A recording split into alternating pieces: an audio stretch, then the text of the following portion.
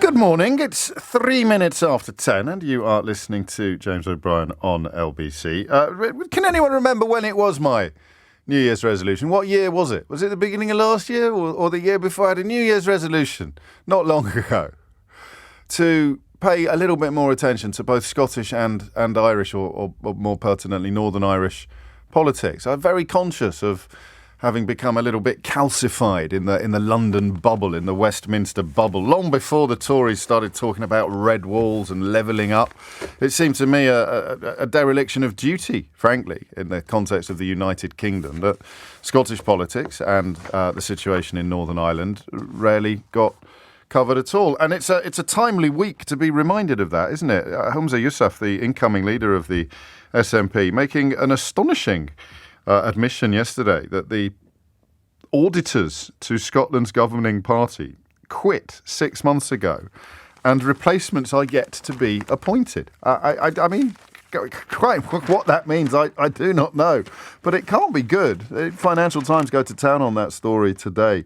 All sorts of questions now being asked about the governance of the Scottish National Party, but of course no answers as yet forthcoming. But it is to Northern Ireland that I think we turn our attention first, because it just occurred to me as the coverage of Joe Biden's visit gathers pace. You heard Bertie Ahern in the news there, former Taoiseach, reminding us that the Stormont, the Northern Irish Parliament, is still not sitting.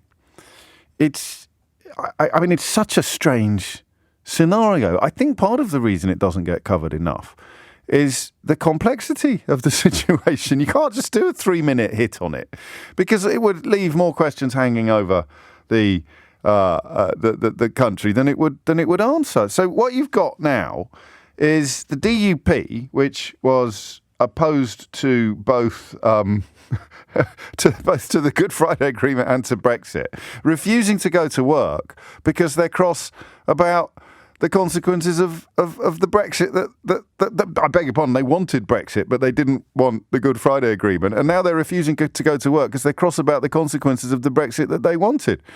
And listen, don't have a go at me for not mentioning Wales yet. Honestly, it's just not.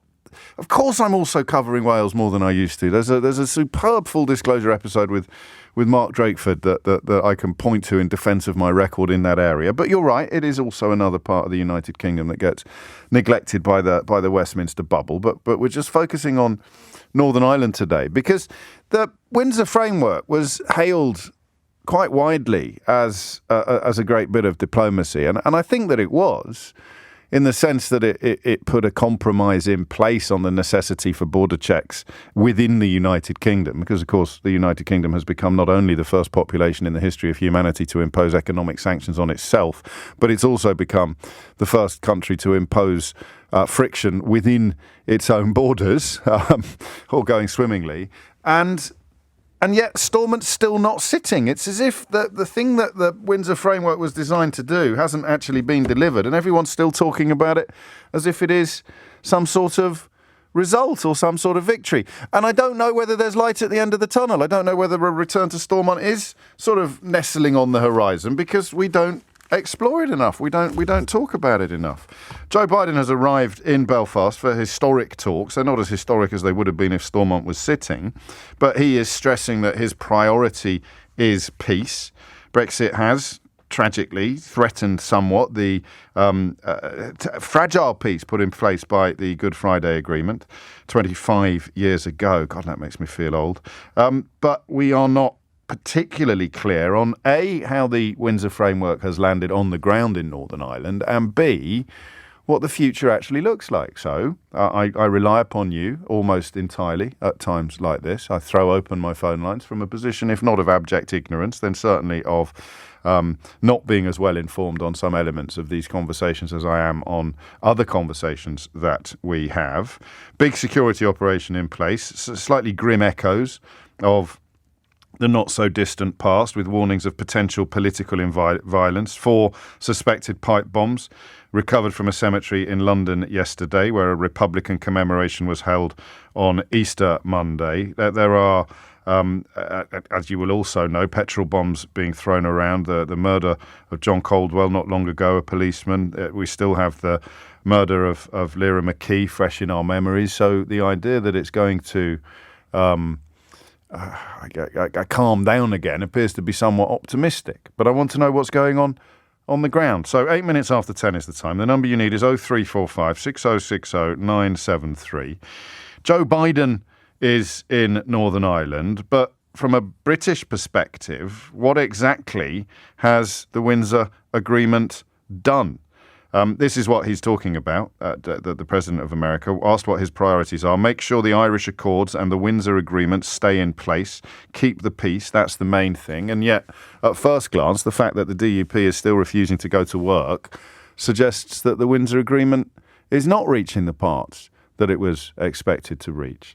Hit the numbers now. You will get through. 0345 6060 973 is the number that you need. Alice asks, since Westminster manages to sit without Sinn Féin, why can't Stormont sit without the DUP? I think the answer is in the Good Friday Agreement, actually, Alice. I think because Sinn Féin have previously refused to go to work at Stormont, and that is one of the sort of checks and balances contained within the Belfast Agreement. And already, I read it from the front page of the Times, John, but you're quite right to remind me that for many people listening, the pipe bombs were not found anywhere near Londonderry. They were found in Derry.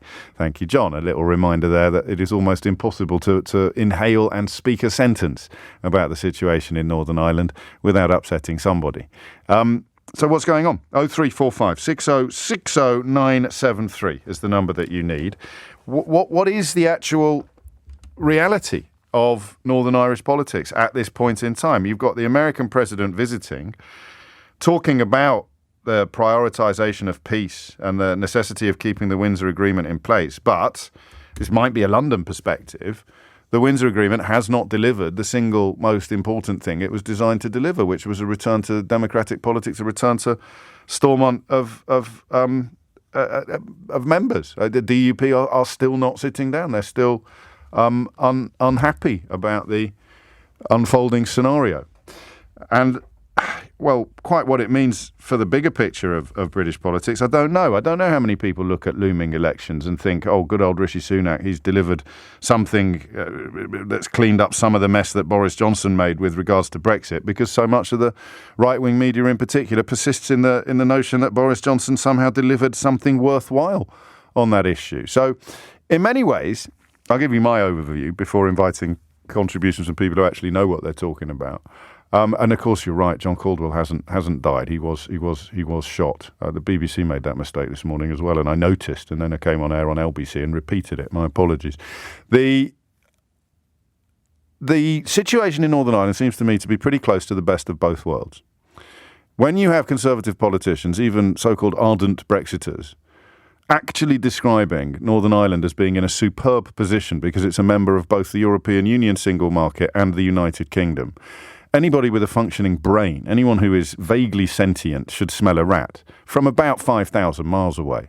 The idea that Northern Ireland has landed some sort of jackpot by dint of being in precisely the same position that the whole of the United Kingdom was in until a couple of years ago it's almost impossible to believe that people like Andrea Leadsom are saying this stuff out loud without realising the base stupidity that they portray by doing so. So Northern Ireland gets to trade frictionlessly with the European Union and also gets to trade by dint of obviously being on the same landmass as the Republic of Ireland, and also gets to trade more or less frictionlessly with the rest of the United Kingdom.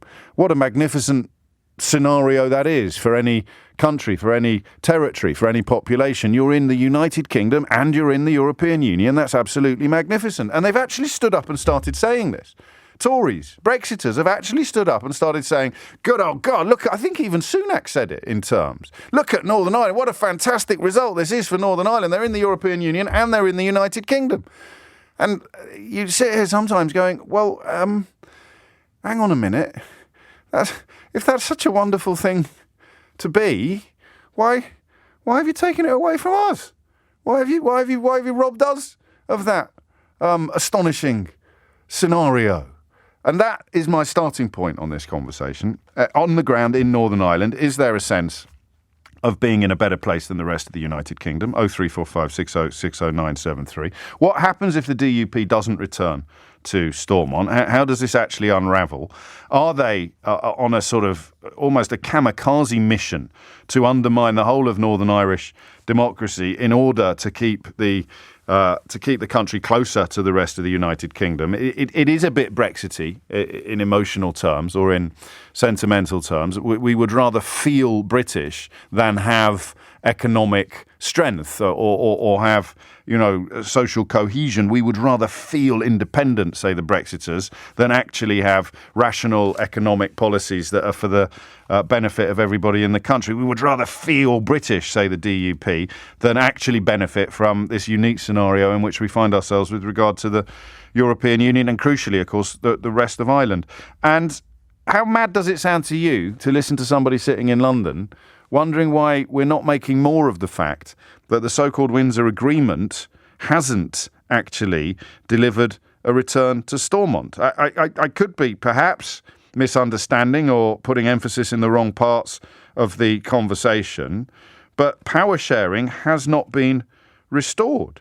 It's incredible, really, that this great achievement, this wonderful diplomatic coup, has not succeeded in delivering what I thought was the main goal, the main priority of the whole exercise. Fair play to whoever it was that wrote about Joe Biden being accompanied by his son Hunter, who'd come along for the crack, which is obviously a pun that I don't imagine has gone down particularly well with the presidential party, but it made me smile. 10:15 is the time. The number you need is 0345 6060 973. I guess at the end of a slightly meandering introduction, I am just asking callers in Northern Ireland to tell the rest of us what's going on. You've got the attention of the whole world focused on you. You've got the American president visiting, and yet your fellow countrymen and women in the rest of the United Kingdom, in large part, probably don't know answers to any of the following questions. Why is the DUP not returning to Stormont? What does that mean moving forward? And why are we still making such a fuss about the Windsor Framework when it has failed to deliver the single most important thing that it was designed to deliver? 10:15 is the time. 0345 6060 973 is the number you need. Hit the numbers now. You will get through. It is 19 minutes after 10, and it is fair to say that the focus of the Western world, or certainly the English-speaking Western world, is this morning upon Northern Ireland, and yet the rest of the United Kingdom remains relatively ignorant about what is going on there and why. The Windsor Framework was designed to deliver a return to power sharing in Stormont, but it hasn't. The real reason for, I shall let my callers fill in some of the gaps. If you want to join this conversation, you can on 0345 6060 973. I'd also like to know whether or not you feel that the peace process is currently in more jeopardy than it has been for the duration of its 25-year existence. Genuinely would like to know that, because I truly wouldn't know where to start. Quite a few of you are pointing out that in relative terms, in comparative terms, recent events are tiny compared to what Northern Ireland has lived through in living memory. But I still don't know where people sit on the question of just how fragile the peace process is looking this morning. It's 20 minutes after 10. Helen is in Moira in Northern Ireland. Helen, what would you like to say? I think the Windsor Agreement could be 99.9% perfect, and the DUP still wouldn't accept it because they don't want to be second fiddle to Sinn Féin. So Deputy First Minister Jeffrey Donaldson's not going to accept that position. So I think they'll make kind of any excuse or any reason, and they'll procrastinate for as long as they need to. And I don't know what the end. I don't know what the end is, because there's probably not going to be another election. Why not? Maybe there will be, because another election will just deliver the same thing. So so if you could get inside the mind of Jeffrey Donaldson, what would you find? Oh, who knows? He's a very good local politician. He delivers stuff for people in his constituency, but when it obviously comes to kind of broader Northern Ireland terms, he won't want to play second fiddle to Sinn Féin. He won't want to be deputy. He'll want to be First Minister. And if he's not, which he isn't right now, given the last vote last year, then I don't know what the end goal is. I'm not sure, so because I don't understand how he's going to get there. You're the first caller, and we're already hearing Brexit echoes. It's so odd and possibly a bit patronising of me to see much of modern Northern Irish politics, post-Brexit Northern Irish politics, almost being a microcosm of Brexit itself, because we think, what's the end game, what's the master plan? And of course there isn't one. He is interested only in getting through the next 24 hours, and that top priority for the next 24 hours is not power sharing, if it involves playing second fiddle. I think as well, though, there's a broader issue. Like, the Stormont has been stopped, for want of a better word, or want of any worse word, for multiple times. Yes. The longest period was about 3 years, and that was over the Irish Language Act. So there's multiple different things, and essentially Stormont doesn't work in its current form because it's not necessarily a Protestants v Catholic thing anymore. No. It's not nationalist v Republicans anymore. So that whole, like, the Alliance Party kind of sit in the middle, but they can never essentially then be in power because they don't sit on one side of the fence. So what does the end look like? Does anybody know? There has been talk of how do we reform it again, because power sharing between two separate sides doesn't make sense if not everybody's on a separate side anymore. So yes, of course. But those are the foundations of the Good Friday Agreement, aren't they? That perception of a relatively binary split, which is sectarian in essence and doesn't really apply anymore. It's fair to say the DUP probably look upon that as the good old days. Yes, possibly, because it was a my side or your side. Yes, whereas exactly. somebody like Alliance, who had an incredible performance in the last election and would go from strength to strength in most cases because people are just bored and sick and tired of the... Yeah. You hear that a lot, and I think actually voting to remain in the European Union and then technically being dragged out of it probably added to that sense of there being bigger fish to fry than some of the sort of historic enmity. What about the question of peace? How does you, as a normal person living in Northern Ireland, 25-year anniversary of the Good Friday Agreement, does the peace feel more fragile today than it did 10 years ago or even 10 months ago? I don't necessarily think so. No, that's what I hoped you'd say. No, like when I was a kid, there was so many times when we couldn't go into town because there was a bomb scare. Like my family have been involved. My brother, my dad were involved in shootings, and all that stuff was normal. Sure. Essentially, when we grew up, and that's horrible to have that normality, but that's not normal right now. There is violence and there is stuff, but it's a bit like if you live in any other big city like Belfast. There's been people being beat up, but that's just a normal kind of crime rate. I don't personally feel like the peace process is necessarily more fragile. I think people as a society, very much like the rest of the UK, are just sick and tired of the politicians flamboyantly wasting their time and money. But so in a nutshell, forget about pet food or border checks or the Irish Sea or whatever it is. As long as there's a Sinn Féin First Minister, you can't see the DUP going back to work. No, they'll just procrastinate, and they will stand to the stubborn last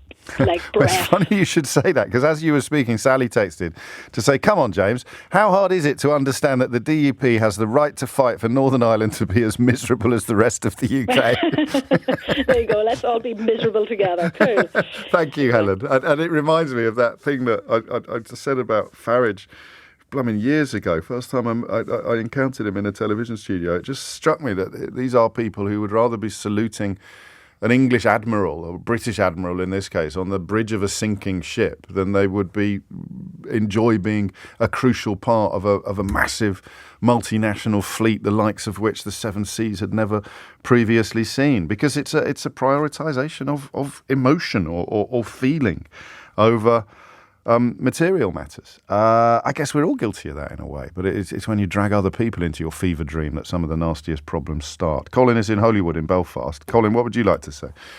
Hi, James. Hello. First-time caller, long-time listener. I absolutely love your work. Thank you. You keep me sane and you stop me from getting into dark places sometimes. What a lovely thing to say. Thank you. Listen, James, I retired from the regular British Army in 2012 after 28 years service. I had lived in Northern Ireland and been brought up in Northern Ireland, but I had moved away for my service. Right. I came home thinking that old enmities had been put to bed and that the old battle lines had been ripped up. Right. But unfortunately, by the actions of, I would say, primarily the DUP and other more extremist elements within unionism, a community that I was brought up in, those enmities are trying to be resurrected, and the old battle lines are trying to be redrawn, and I find it utterly heartbreaking. And it's not what I spent 28 years in the army going around the world standing up against that type of rhetoric and that type of vitriol. And I think it's utterly un-British. And actually, I can't understand why people won't just live and let live. Since retiring here, I have a British passport, I have an Irish passport. How cool is that? Yeah, it's very cool. I'm able to dip into one side or the other as I feel I want to. My daughter has an Irish passport as well, and she loves it despite having been born in England. Yes. My wife, who's English, feels like she's the only one who misses out. And I just can't understand why people won't try and embrace the opportunities we've got here and the chances we have to make this place really special. Because if we can make it work, then it's better for everyone. But you do know, you do know the reason, and I think we just touched upon it just before you came on. It's a prioritisation of sentiment or symbolism over material matters, over measurable matters, like the economy or wealth. That is in second place to flags and feelings. I think it is that straightforward, isn't it? Really?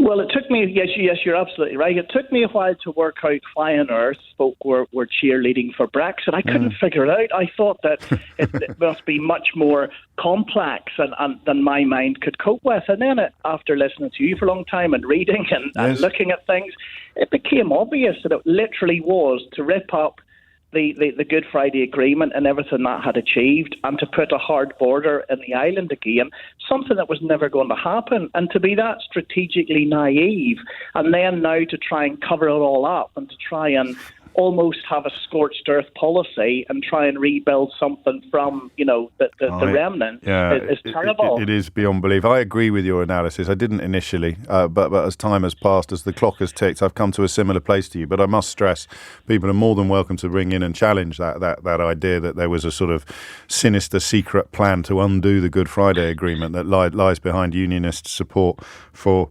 Brexit. 0345 6060 973 is the number. It's also, I think, No Hostages, who is a very good Twitter account on generally speaking, but particularly on Irish issues. I always enjoy reading their tweets. Points out that the First Minister is only nominally senior. The First Minister and the Deputy First Minister are effectively equals.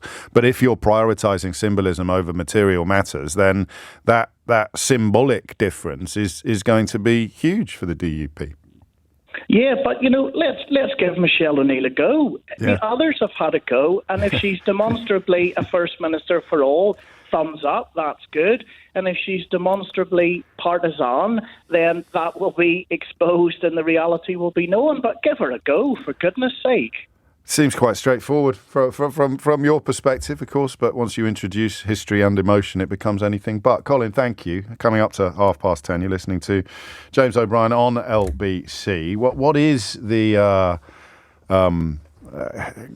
end game here? Because look, let's go with that. Colin's gone there. I'm going there too. If you want to make sense of what the DUP is doing, there are two positions that I see as being close to unassailable. The first is this, right?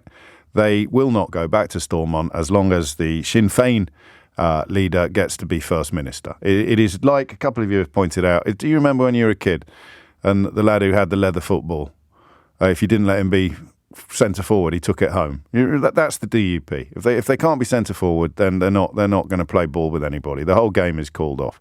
And the second bit, which is I think probably less obvious and a little bit harder to justify, is the idea that the Good Friday Agreement brought a unification of Ireland in many ways, in many technical ways, albeit not in the most obvious, overarching way of all. And for unionists, that is kryptonite, that is anathema.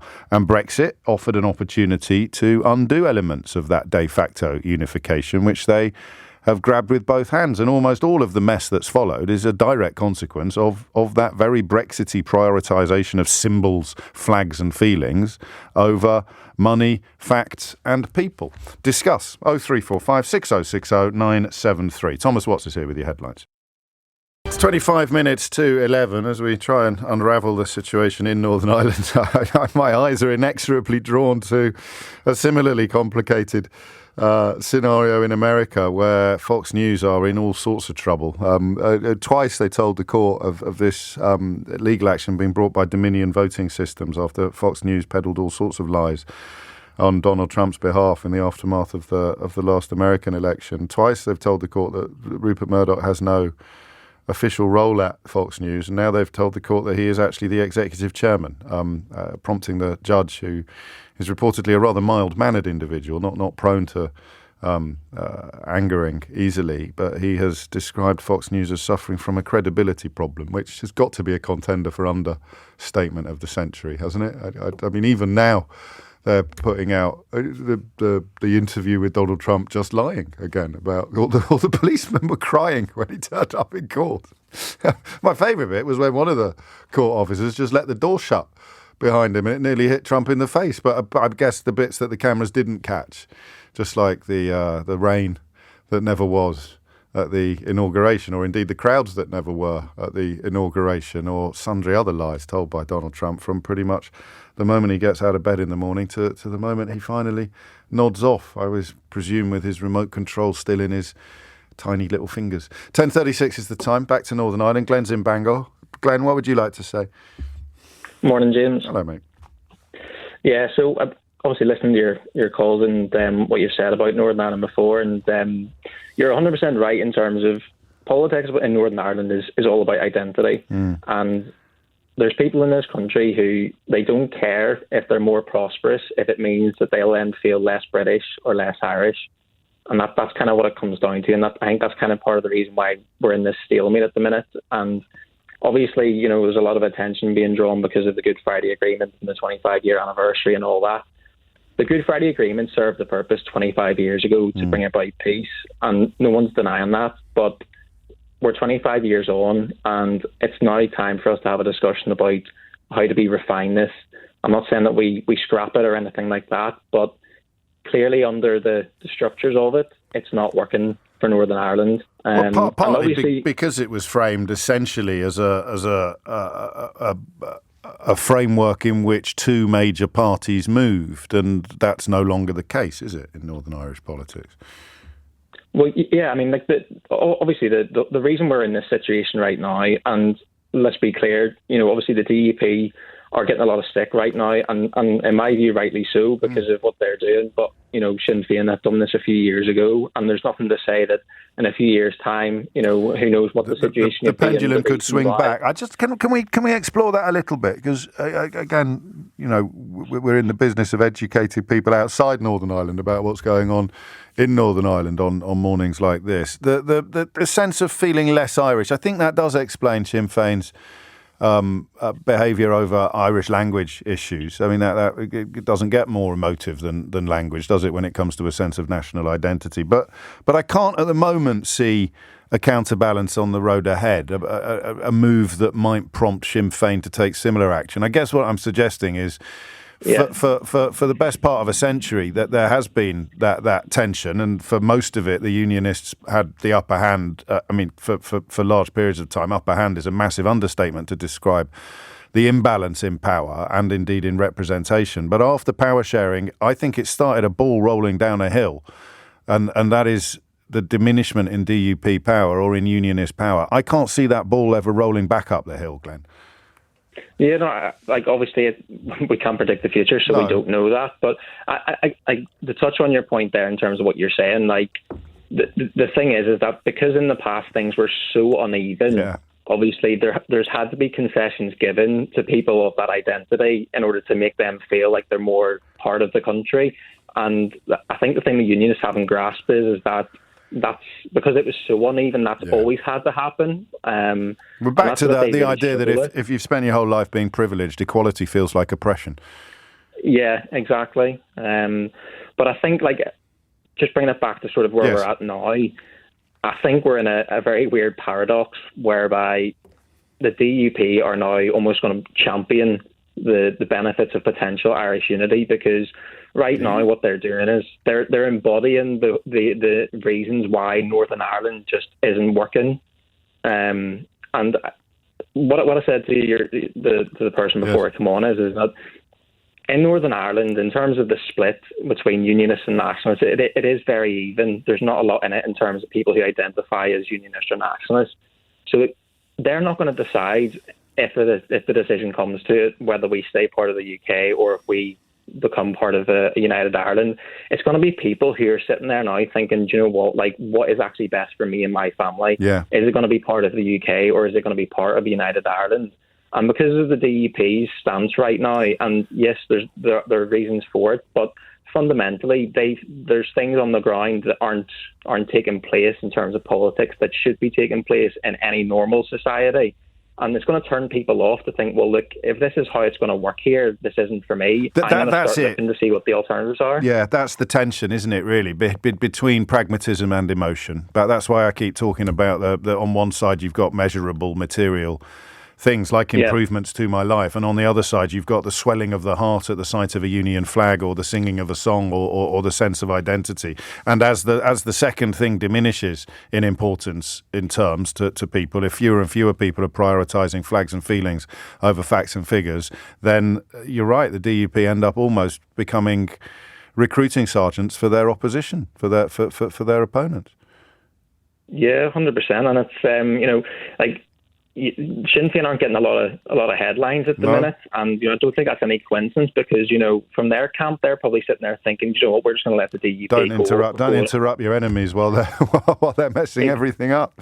Just let them get 100%. On with it. So there's no way back then, really. I mean, the DUP unlikely ever to get a majority again, and therefore to be First Minister, and therefore to return to Stormont with a Sinn Féin First Minister. I can't see it happening after however many calls we've had so far this morning.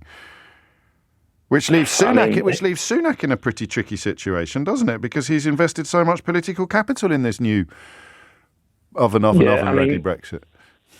I mean, I lived in England for the best part of 10 years. I've only actually moved back to Northern Ireland within the last year, and by no means am I a conservative. Sure. But whenever the sort of the details of the Windsor Framework came out, I did think, actually this is actually really good for us. Same here. And, I'm not by no means am I a fan of Rishi Sunak and the Tories, but I actually thought, what, this is actually really he engaged good for with us. reality. He might not have said out loud, my job is to undo some of the damage that Brexit has done, because he can't say that out loud as the leader of the Brexit party, but he did engage with reality and deliver an improvement on the mess that Boris Johnson had left behind.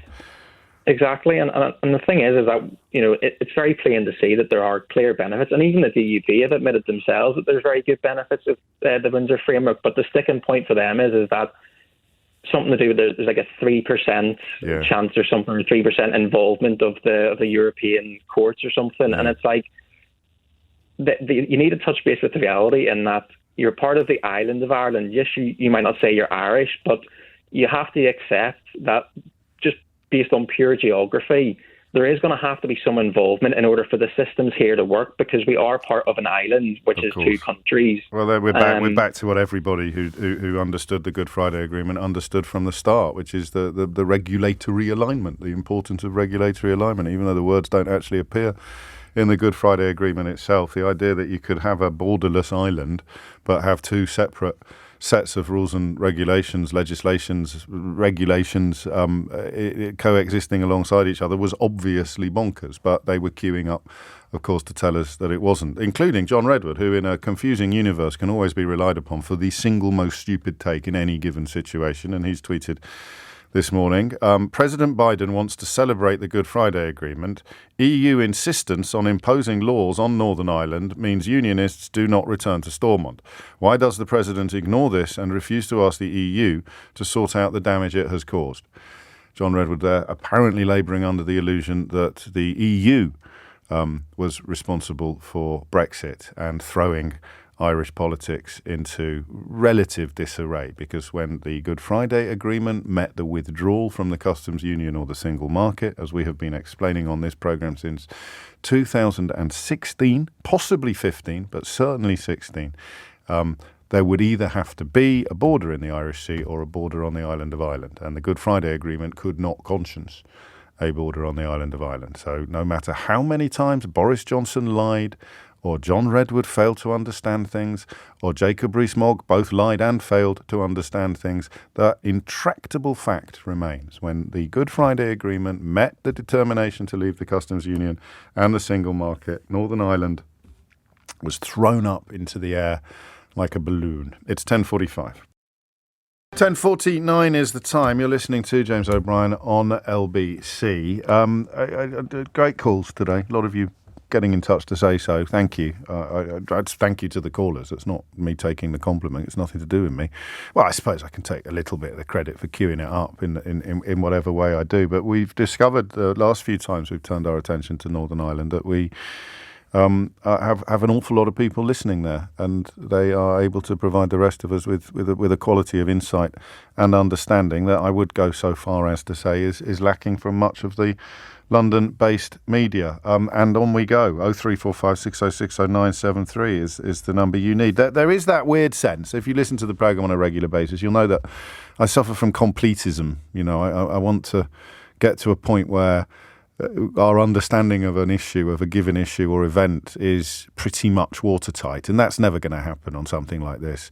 But things you can say with a degree of certainty. The DUP's real beef is not really with pet food checks or whatever it may be. It's with the second fiddle that they would nominally play in the event of Stormont returning. Sinn Féin's majority the last election ensures that they would be First Minister, and the DUP can't live with that after decades of having essentially the whip hand in Northern Ireland. The idea of playing second fiddle to nationalists is just inconceivable for them. But if you wanted to look at the border and the regulatory framework and the laws that Northern Irish businesses are required to pursue by dint of a sort of de facto single market membership, then you can only understand this by looking at it through the lens of prioritising flags over facts. It is precisely the same impulse that delivered Brexit. Flags and feelings are more important than facts and figures. Facts and figures were Project Fear. Flags and feelings were the fuel in the engine of Brexit. And some of those feelings, of course, were very, very ugly. They were feelings about foreigners. But flags and feelings prioritised over facts and figures. I can't believe, what's the date today? It's April the 12th, 2023, and I've only just come up with that. I must have been dancing around that little phrase for the best part of half a decade.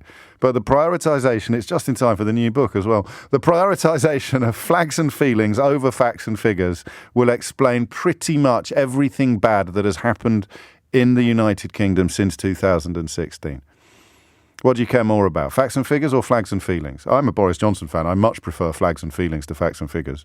What do you care more about, flags and feelings or facts and figures? I'm an ardent Brexiteer. I don't care about facts and figures. I love flags and feelings. It's funny, isn't it? 10:52 is the time. Back to Belfast. Tim is there. Tim, what would you like to say? Good morning, James. Hello. I'm old enough to have been around before the Trouble. I'm 65 now. Right. And every single time something happens, the unionists, the hardline unionists, there are reasonable unionists in Northern Ireland, but the hardline come up with the same threat, and that is a United Ireland. Civil rights was a United Ireland, Sunningdale a United Ireland, the Anglo-Irish Agreement in 85 was going to lead to a United Ireland, and the Good Friday Agreement. There's a local hardline unionist who was saying yesterday the Good Friday Agreement was a scam to lead to a United Ireland. He hasn't noticed that 25 years later we haven't got a United Ireland. Yes. And this is the same now with the protocol and with the Windsor Framework. And you will find that most people who come onto your show and listen to your show will be of a like mind, and I'm very similar to your caller from Bangor. But there's never been a better time to justify the existence of Northern Ireland, and this is the whole irony of unionism.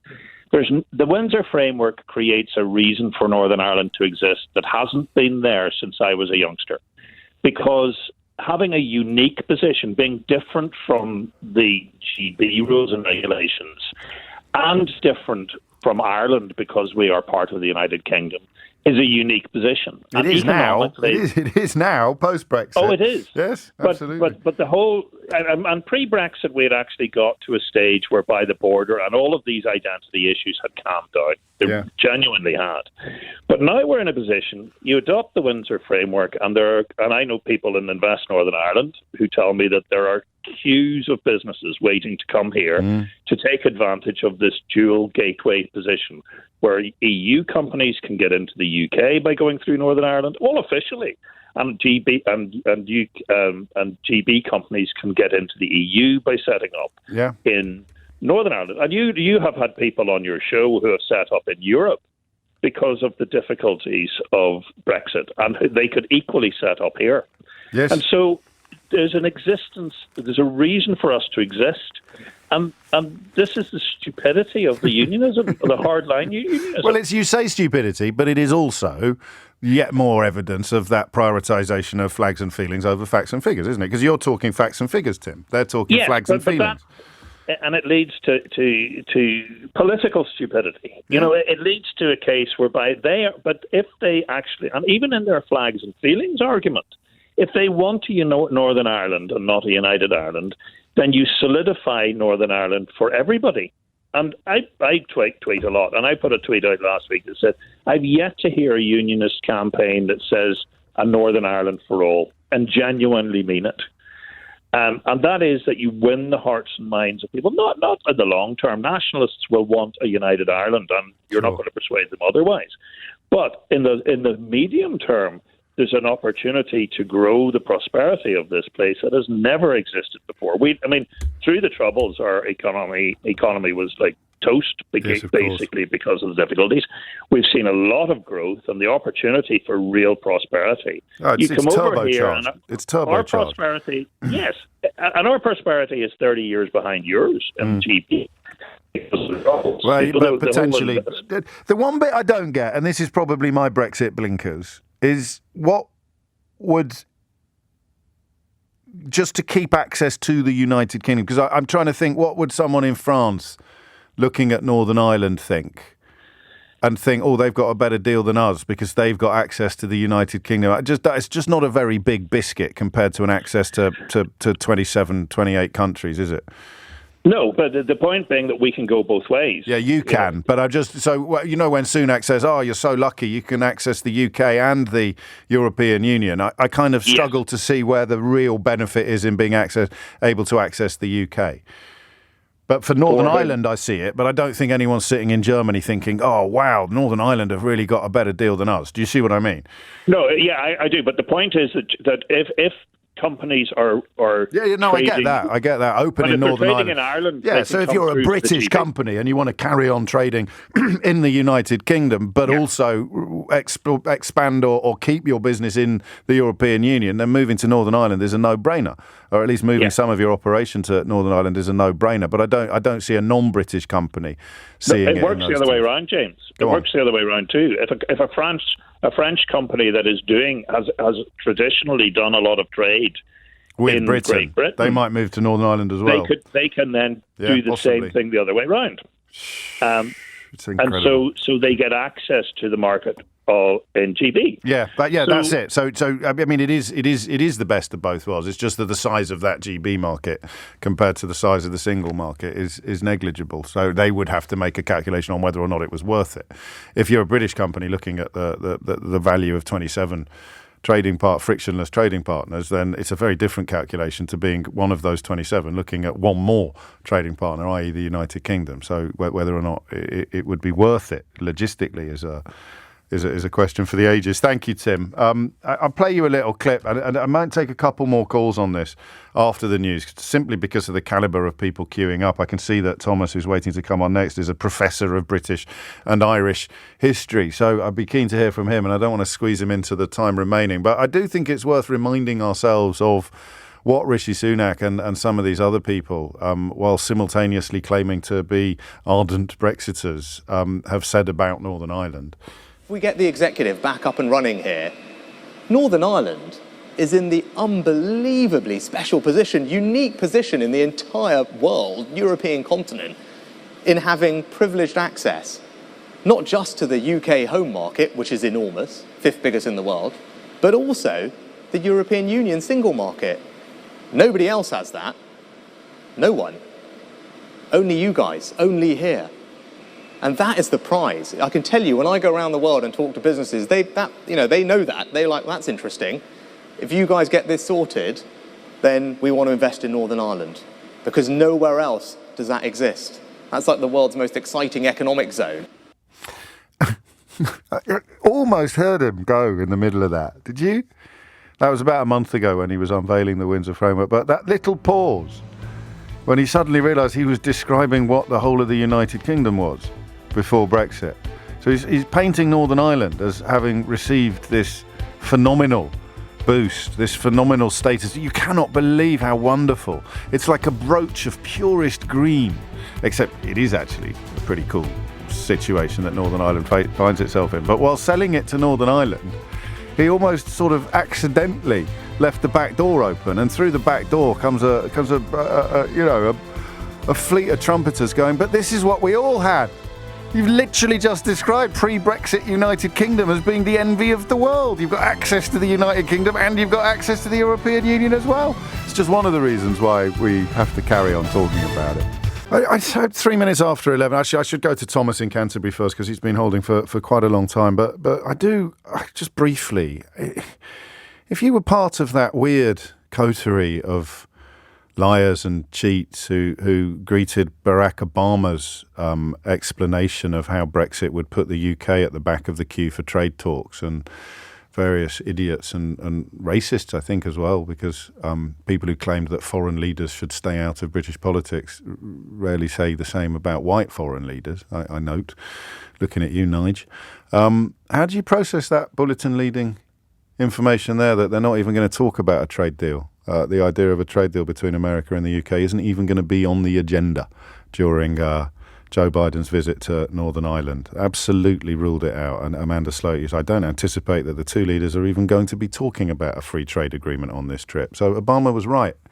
And yet so many people told you that he didn't know what he was talking about. Or that you could trust Donald Trump, who's in the news today, of course, for claiming that all the police started crying when he appeared in court last week. Yeah, he sounds like a stand-up guy. 4 minutes after 11 is the time. Thomas is in Canterbury to steer us back to matters Northern Irish. The first caller not from Northern Ireland, which is a pretty good achievement for a London-based radio show. Thomas, what would you like to say? Good morning, James. Hello.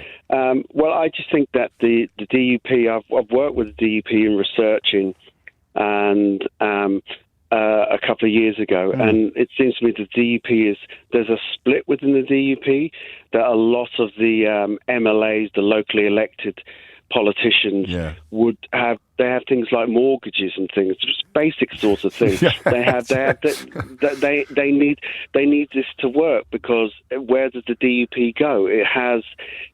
I think inevitably it will, but it's a question of timing when it will be. But they can only go into power sharing, because if you look at power sharing, when they were out of power sharing because the Sinn Féin had pulled out over the claim they wanted a Language Act, they got a Language Act passed by Westminster.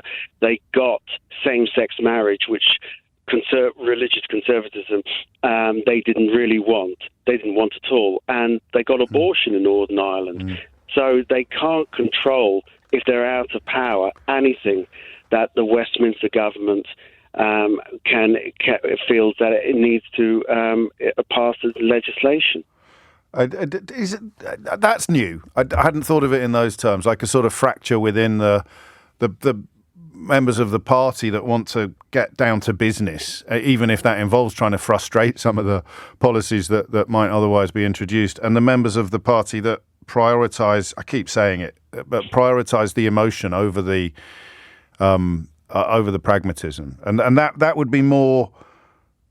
Well, not Jeffrey Donaldson would be in the second camp, wouldn't he? But I think you're talking more about Westminster MPs than you are about MLAs as being the ones that prioritise emotion over exertion.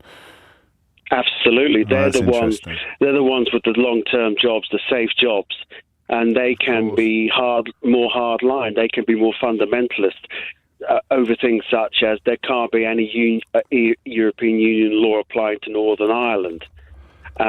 Whereas they can be idealistic, if you want, for want of a better word, or theoretical as opposed to practical and actual.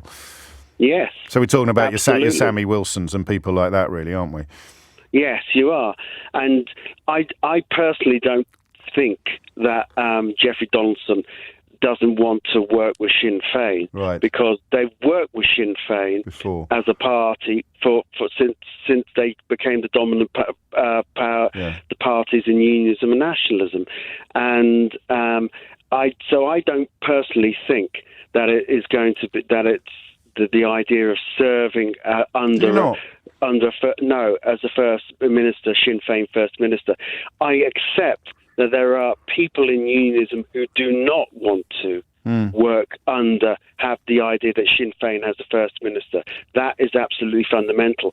And Donaldson, to keep the party together, has had to drop out of Stormont, and it's about how they can is this the point at which they have to make their mind up? And I think it is, but it's a question of when they go into power. You think so? Yes, I think so. So if you could somehow isolate the MLAs from the MPs, you'd have a much quicker return to Stormont than you would while they remain one party. Yeah, I think so. But I mean, it's about how long do you wait? I mean, the May local elections are coming up, so they're not going to do anything before the May local elections. But it may be that the general election, because there's a Labour government coming in, probably will align with regulations, etc., and trade and stuff like that with the EU, closer alignment with them, and that will give them an excuse, perhaps, to move towards accepting the regulations that will have a standard playing field between Britain and the EU. Of course. Well, that's a more optimistic analysis, perhaps, than some of the others. Thank you. Thomas is, I should add, a professor of British and Irish history, and as you heard, has done some work with the DUP. Sort of constitutional issues as well, but the Constitution is almost where the feelings meet the facts. Ours is unwritten. It's that idea of it being an area of greyness, like the Good Friday Agreement is, like the Windsor Framework is. These are compromises, very fragile compromises that allow, in the case of the GFA, almost allow both sides to feel as if they had prevailed. But in the day-to-day business of Stormont sitting, I don't think you can be as subtle as that. Thank you, Thomas. 9 minutes after 11 is the time. I'll start a new topic after 11:15. Stay with this for a little bit longer. Quite a few of you, Julie makes the point, the DUP is just raging against the dying of the light. People are suffering because important decisions aren't being taken in Stormont. And while Joe Biden has confirmed, or his people have confirmed, that the prospect of talks about why would the US be interested in dedicating huge amounts of effort and energy to a trade agreement with the United Kingdom. And you only need to be able to look at a map to work out the answer to that question. If United Kingdom, that's part of the biggest trading bloc in the world, yeah, great. Let's go great guns on that. But a United Kingdom that is just us, nah. You look at that, that's not going to happen. But what he could do, what it is being suggested he might do, is put some sort of preconditions on American investment into Northern Ireland, which is already pretty high.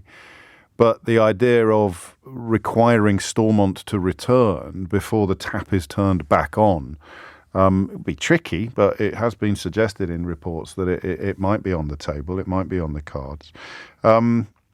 And let's go to the south. Let's go to the Republic. Kieran's in Dublin. Kieran, what would you like to say? James, I just think I think that Donaldson and the DUP, and in fact, I'm not too sure how many people in the DUP are of the stance that he's taking. No, that's what Thomas just highlighted that as well. That's a really interesting point, isn't it?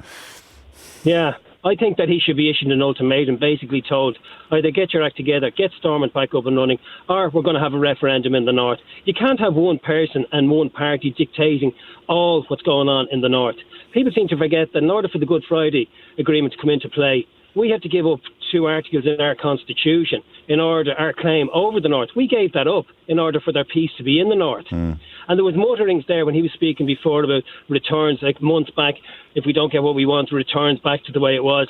It's just not right that one man is dictating what happens in the north. It's not on. It's not right. You shouldn't have that power. But isn't that... I mean, I think you might have just sort of hit upon the problem here, is that from the point of view of someone like Donaldson, It's a little voice somewhere inside him, even if he can't say it out loud. He says, why can't we have complete power? We always did. We did when I was growing up. We've always been able to do what we wanted and sod the rest of them. Yeah, but nothing's going. I mean, like, he's looking at the benefits of. No one's saying about we want you. No one's saying about leaving the union or whatever. But this is about the benefit for everyone in the north. I don't understand why they can't see the bigger picture of everyone will benefit from this. They're still going to be part of the United Kingdom. But just with it will be easier to send stuff from Bolton to Birmingham than it would from Bolton to Belfast, and vice versa. And that, I mean, these are marginal differences and small incremental changes that the Windsor Framework reduced to a bare minimum. But they can't live with that. That is their argument. They can't live with that because you've got John Redwood. You heard what he has to say. It's the EU imposing its laws on Northern Ireland, which displays epic ignorance, almost weapons grade ignorance.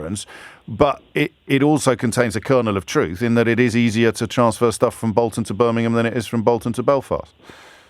It has to be.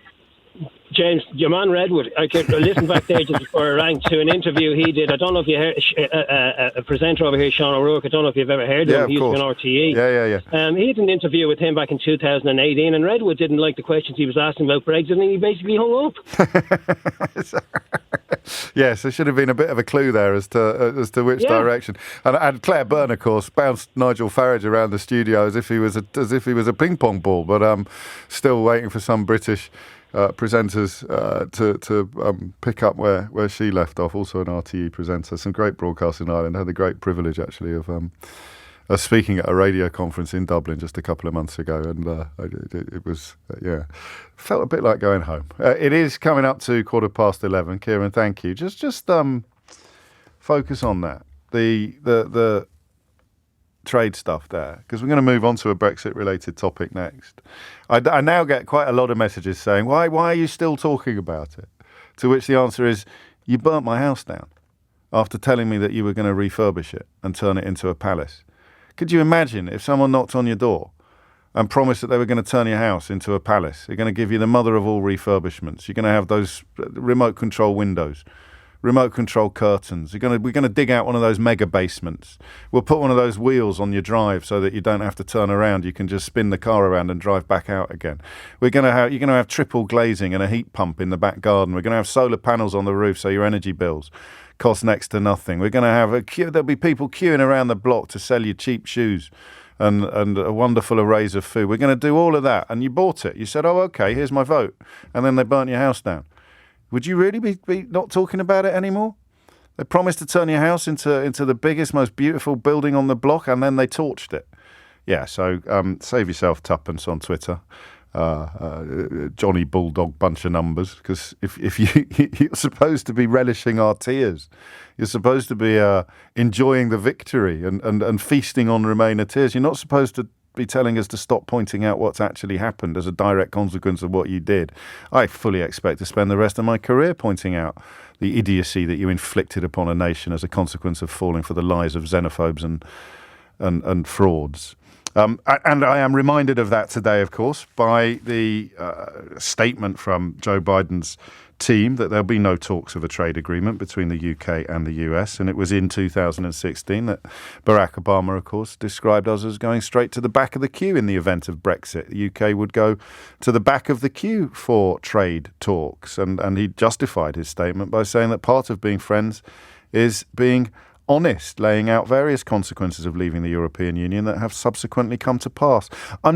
I don't think you're ready yet to ring me and tell me how you feel about being proved so horribly wrong about everything. We touch upon these issues sometimes, but it's a tough listen. It's a tough listen for me, but I don't want people to beat themselves up. Falling for the lies of liars is the fault of the liars, not the fault of the fallers. But there is a rather different story around today. It's quite a poignant one about a lace firm. Firm that makes the lace that adorned the wedding dress of Kate Middleton when she walked down the aisle. It was also sported by Diana, Princess of Wales, on her wedding day. And even the Daily Telegraph is reporting this story, which is significant. A family-owned company over 7 generations, which began making lace in the 1760s, is facing closure. Well, I'll leave you to work out why, and then we will wonder what has happened to your business as a consequence of what even the Daily Telegraph has to describe as post-Brexit rules. Should we do a Redwoods law, do you think? We used to have the law of Widdicombe, which was if you weren't quite sure what to think about something, find out what Anne Widdicombe thought and just do the opposite. Imagine how much better the country would be if everyone had done that for the last 10 years. Absolutely incredible, really, how wrong one person can be about everything. But the law of Redwood, the Redwoods law, Redwood's paradigm. Redwood's paradigm sounds a bit more academic. The idea that whatever the scenario, John Redwood's take will be the stupidest. It's odd, isn't it, that all of the people emerging as epically ignorant in the context of British politics, even ones who've managed to achieve relatively high office, are all Brexiters. It's quite incredible. But on the other hand, of course, it's not incredible at all. And it is to Brexit that we turn our attention next, because a company boss, 7 generations, a Derbyshire lace manufacturer, formed in the heyday of the Industrial Revolution, would you believe? It has, in the words of the chief executive, been killed off by our own side. It's the managing director of the Cluny Lace Company, says that after a recent audit, HMRC has decided to levy an 8% duty on the return of all the lace it manufactures in the UK, sends to France for dyeing, and then gets back for further finishing. This is pretty much a case of the kind of stuff that Kieran was warning us about before we actually left. Do you remember? We called him Kieran the van driver. We should really have called him Kieran the international trade expert. He wrote to the Financial Times, the managing director. I'll read it to you. Good luck. I told you it's from Derbyshire. Good luck to those British companies who want to import from the EU when the post-Brexit customs checks start. This is in response to a Financial Times story headlined, Sunak seeks fresh talks with the EU after a rout of Tory Eurosceptics. Proof of O'Brien's law that the next 2 decades of British politics are going to be dedicated to trying to undo the damage done by Brexit, with the only mystery being whether they'll admit the damage that's been done. Sunak seems, despite being a Brexiter, seems to be very much signed up to that project already. And Charles Mason, the managing director of Cluny Lace, goes on, in our case, after a recent audit, HM Revenue and Customs has decided to levy an 8% duty on the return of all the lace that we manufacture in the UK, send to France for dyeing, and then get back for further finishing. They've backdated it over 2 years to when Brexit started. That is what is called friction-full, is that a word? Friction-full trade? We do not have frictionless borders anymore, or tariff-free even. We've spent more than 200 years building our business.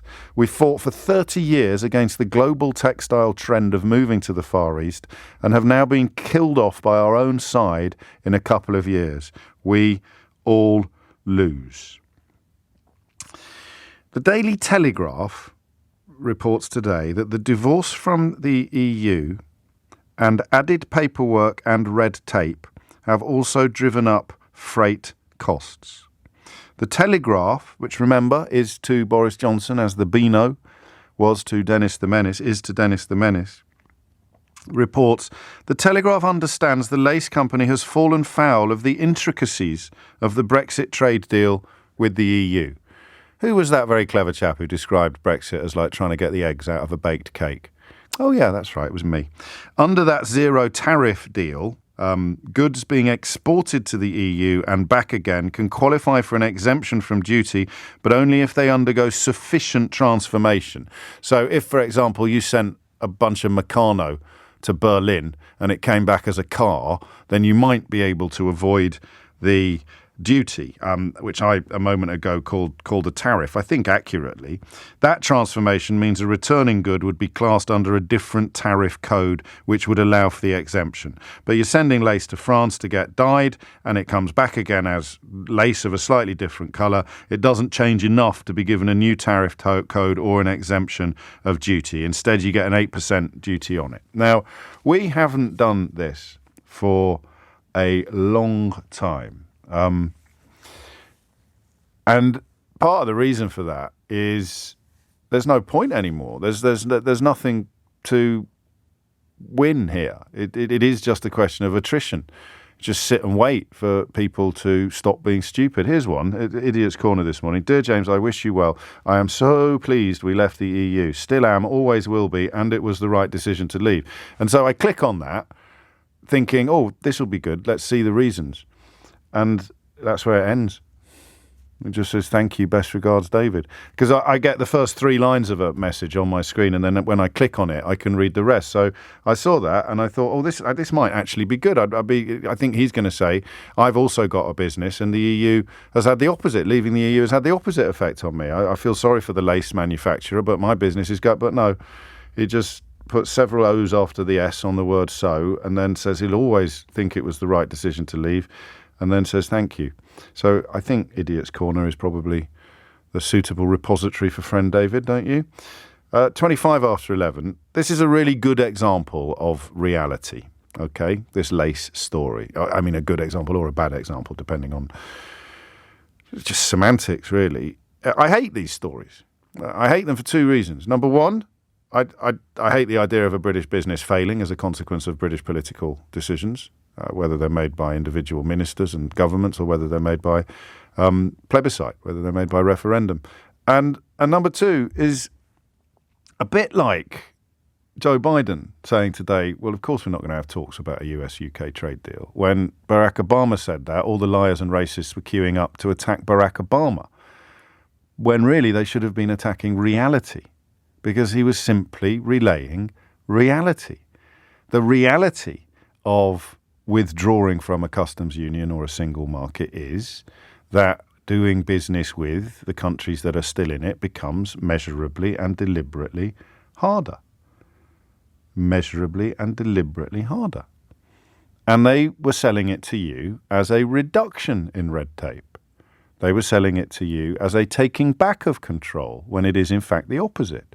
We see the queues in Dover over the holiday weekend that were predicted. And while there have been queues in Dover at other times, everybody knows they're getting worse because of the checks on the passports of the people on the buses that didn't used to be undertaken in the way that they now need to be undertaken, because we have surrendered control to the countries into which we are travelling without the benefit of freedom of movement of people. I don't know if you've seen the story about French schools no longer coming here on school trips that's in the news today because it is too much of a palaver. Half of French and German people don't even have passports. Did you know that? Because under free movement, certainly under Schengen, which of course we weren't in, you can travel with an ID card. You're able to travel with an ID card within the European Union. But French school trips have now been driven away from the UK by what one observer has described the British government's 100 years war approach since Brexit. Heads of French schools say regulations have become so complex. Remember, you voted to get rid of regulations and red tape. They've become so complex following Brexit that it's not worth bringing children here in, and they're going to Ireland instead. Requirement to have a passport. Previously, they could use identity cards. And French residents originally from other countries need an extra visa to enter the UK. So if you're a German living in France, you need a €118 visa to come into this country. I don't think personally that these are inevitable consequences of Brexit. I think they're inevitable consequences of having idiots in charge who are still drunk upon the idiocy of the original decision. But I don't know. I don't know enough about it. What I do know is this. Cluny Lace in Ilkeston in Derbyshire will be the tip of a rather large iceberg. I'm not looking, and I hope you haven't gone bust. We spoke to the Cheddar Cheese Company quite early on in this process, and Simon Spurrell up there has, I think, now sold out to a rival, hasn't he? We spoke to him a few months ago, because in order to continue trading with customers in Europe, he would need a hub in Europe. So I just want to know what your business has done. That's all. Whether you are running a FTSE 100 company or whether you are a one-man band that previously did a lot of business with continental Europe. I just want to know what's changed. 0345 6060 973. Just focus upon this paragraph here. We have spent more than 200 years building our business, fought for 30 years against the global textile trend of moving to the Far East, and have now been killed off by our own side in a couple of years. We all lose. Let's just have a look at what has happened to your business as a direct consequence of Brexit, bearing in mind throughout that come, I think, November, when the customs checks start in earnest, everything is going to get worse. It's 11:30. You're listening to James O'Brien on LBC. 03456060973 is the number that you need. And Dominic Ellis is here with your headlines. It is 11:34 and you are listening to James O'Brien on LBC. And it is significant. You forget, don't you? Or I do. Why it is important, because, you know, the Telegraph, which its comment pages, I always make this point, it has some very good journalists on its news pages. I do it for two reasons. Number one, it's true. And number two, my late father was a news journalist on the Daily Telegraph, and I have an emotional connection with the paper. Its opinion pages are absolute skip fires. Some of the stuff that gets published on its opinion pages it's like something out of Viz or The Onion. There's a bloke in particular called Alistair Heath, who I think, but they also publish David Frost. I mean, all sorts of freaks and weirdos.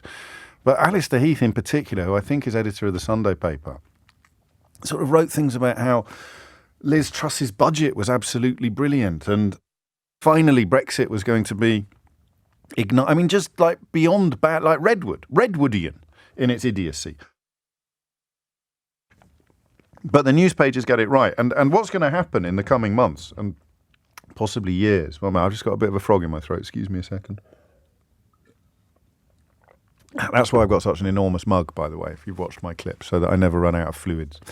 What's going to happen over the coming years is that the news pages are going to start reflecting the reality that is being denied by their comment pages, by their opinion pages. I know this is a bit niche. Not everybody is a Kremlinologist when it comes to right-wing newspapers, but someone has to be.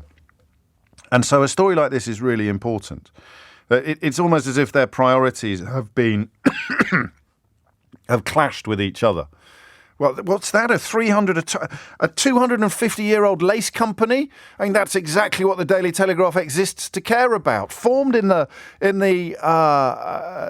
Industrial Revolution. And it's going under. That's outrageous. This is the stuff we need to protect. But the reason it's going under is largely due to Brexit, which the Daily Telegraph champions. So how do the scales weigh up? Well, they're going to have to start weighing up reality against feelings. And this story is a sign of that process beginning to happen. Russell is in Worthing. Russell, tell me about your business. Hello, James. Nice to speak to you. Likewise. I provide transport services within the UK. I've been doing that for 20 years on my own account. I have a range of customers, one of whom is probably the second largest supplier of cardboard box products and related products in the UK, about 30% of the market at the moment. I service one particular site for that business in Kent, and we send their finished products around to various supermarkets and retailers in the UK. Yeah. Now, the last 3 years, just to give you an idea, I'm one-man band, right? So that's the first thing to say. Sure. But the last 3 years, they've spent, on average, just under about £100,000 a year with me in transport services. So that's the sort of level we're talking about. And I've done that on and off with that particular company at that site for 15 years now. They're closing that site this week. Wow. 100 jobs are going. They're shutting it. And their chief executive, you'll forgive me if I don't name them, James, because I'm still in a commercial relationship with them. Absolutely, of course. And I'm hoping that some form that will continue. But their chief executive gave an interview to the Financial Times about 3 months ago, and I've got it on my screen here. I'm going to just read one paragraph from it, if you'll let me. Yeah, of course I will. Says, Chief Executive said the group's international business could not continue to subsidise operations in its home country, adding that it would be extremely helpful for manufacturers if the government aligned regulations wherever possible with EU rules to ease trade. That's a wry laugh. It's a wry chuckle because, you know, these are the rules that everybody wanted to... I don't know what they wanted anymore, actually. It's 7 long years of watching it all fall apart like a cheap suit. How's it going to hit you? Well, it's bad news for me. work for a range of customers. I would describe this one as one of the kind of sort of anchor weights of my business. It's daily work for us. So in that sense, it's bad news for me. I have to replace that work. But, of course, there are 100 staff at that factory. And about somewhere between 60 and 70% of those people are becoming unemployed this week. And it is simply because if you are doing business with continental Europe, you'll be better off moving your business to continental Europe. Which is exactly what they've done. It is, yes. Now, that article is in the Financial Times. It's not a huge leap to find it, really, if you were to go looking for it.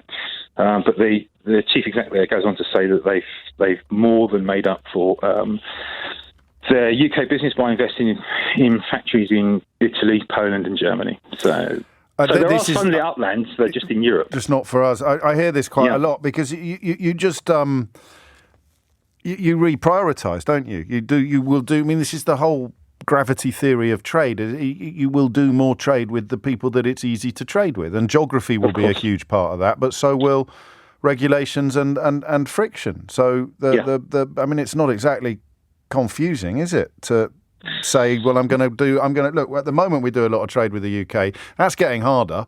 So I'm just going to try and increase the amount of trade we're doing with other European countries instead to fill the hole that's left by closing down UK trade. I mean, how do you process it? I mean, I do this for a living and sometimes feel a bit battered by it all. You're watching a deliberate destruction of a trading relationship that you've spent years building up. It's like this lace company. I don't think you've been in business for 250 years, Russell, as a one-man band. That would be newsworthy for entirely different reasons. But how do you process it? I mean, how do you make sense of it, if you can? Well, I'm not sure which stage of grief I'm at, but I think it's at the acceptance phase now. Not much I can do about it. No. And if I'm honest, if I was in that guy's position and I was running a business with thousands of staff in the UK, billions in turnover, I'd take the same action in the same context. But you'd be daft you'd be daft not to. That's the bottom line, isn't it? Of course, it is just business at the end of the day. But I mean, it's, as I said before, it's bad news for me. I can get on the phones and try and rouse up some new customers, but there are lots and lots of families there in Kent now facing an uncertain future because of this. And I know we all say we told you so, but we did. No, I know. I think I found the article. I haven't got my FT subscription up and running on this particular computer, but I think I found it on Kent Online. 100 jobs to go at a packaging manufacturing plant. It was announced in December, as Russell relays. It's kicking in now. Reported here that they're planning to transfer some of its operations to a plant in Ely, but Russell's been talking to the top man, and they're opening up facilities in Italy, France, and Germany as well. Companies doing well, but just not here. Yeah, here it is. Looking to Europe for future growth. It has recently opened new factories in Italy and Poland. 11:41 is the time. Thank you, Russell. Vinal is in Woodford Green. Vinal, what would you like to say? Great show as always. It just frustrates me that we're always looking somewhere else, and actually the real issue for the next 10, 20 years for our kids also is going to be Brexit. I had a you've got to stop talking about it, Vinal. David is very pleased with it, and he will never change his mind. I had a successful business started in 2009. I've been in retail all my life. Yeah. Manufacturing video games accessories. Growth market. Everyone had a Wii at the time. Yeah. Making accessories with a Nintendo Wii. DSs, Xboxes, PlayStations. So what do you make? You're making like chairs and kit and caboodle, are you? Yeah, headphones and batteries and controllers and all the fun stuff. And we were supplying Europe heavily. France, Germany, Scandinavia. We were all over it. And then all of a sudden Brexit came in, and this frictionless trading that Boris jigged about, well, there's a great deal and it's all going to work if it's all from UK. Well, it was all lies, because all of our stuff is made in the Far East. So we pay duty that comes into the UK, and then you have to pay duty again when it goes into Europe because it's a China product, not a UK product. So previously you'd have paid the first lot of duty, but not the second lot. Correct. Yeah, and then in addition to that, we had massive transport issues where products would make it into France within 48, 72 hours, 2 weeks, 3 weeks, maybe longer. All those costs are borne by us because it's not our customers' fault. Fnac or Auchan or Carrefour don't want to pay that. It's our problem. The currency went the wrong way, and all of it was just our problem, to a point where we just couldn't trade anymore. And we saw it coming.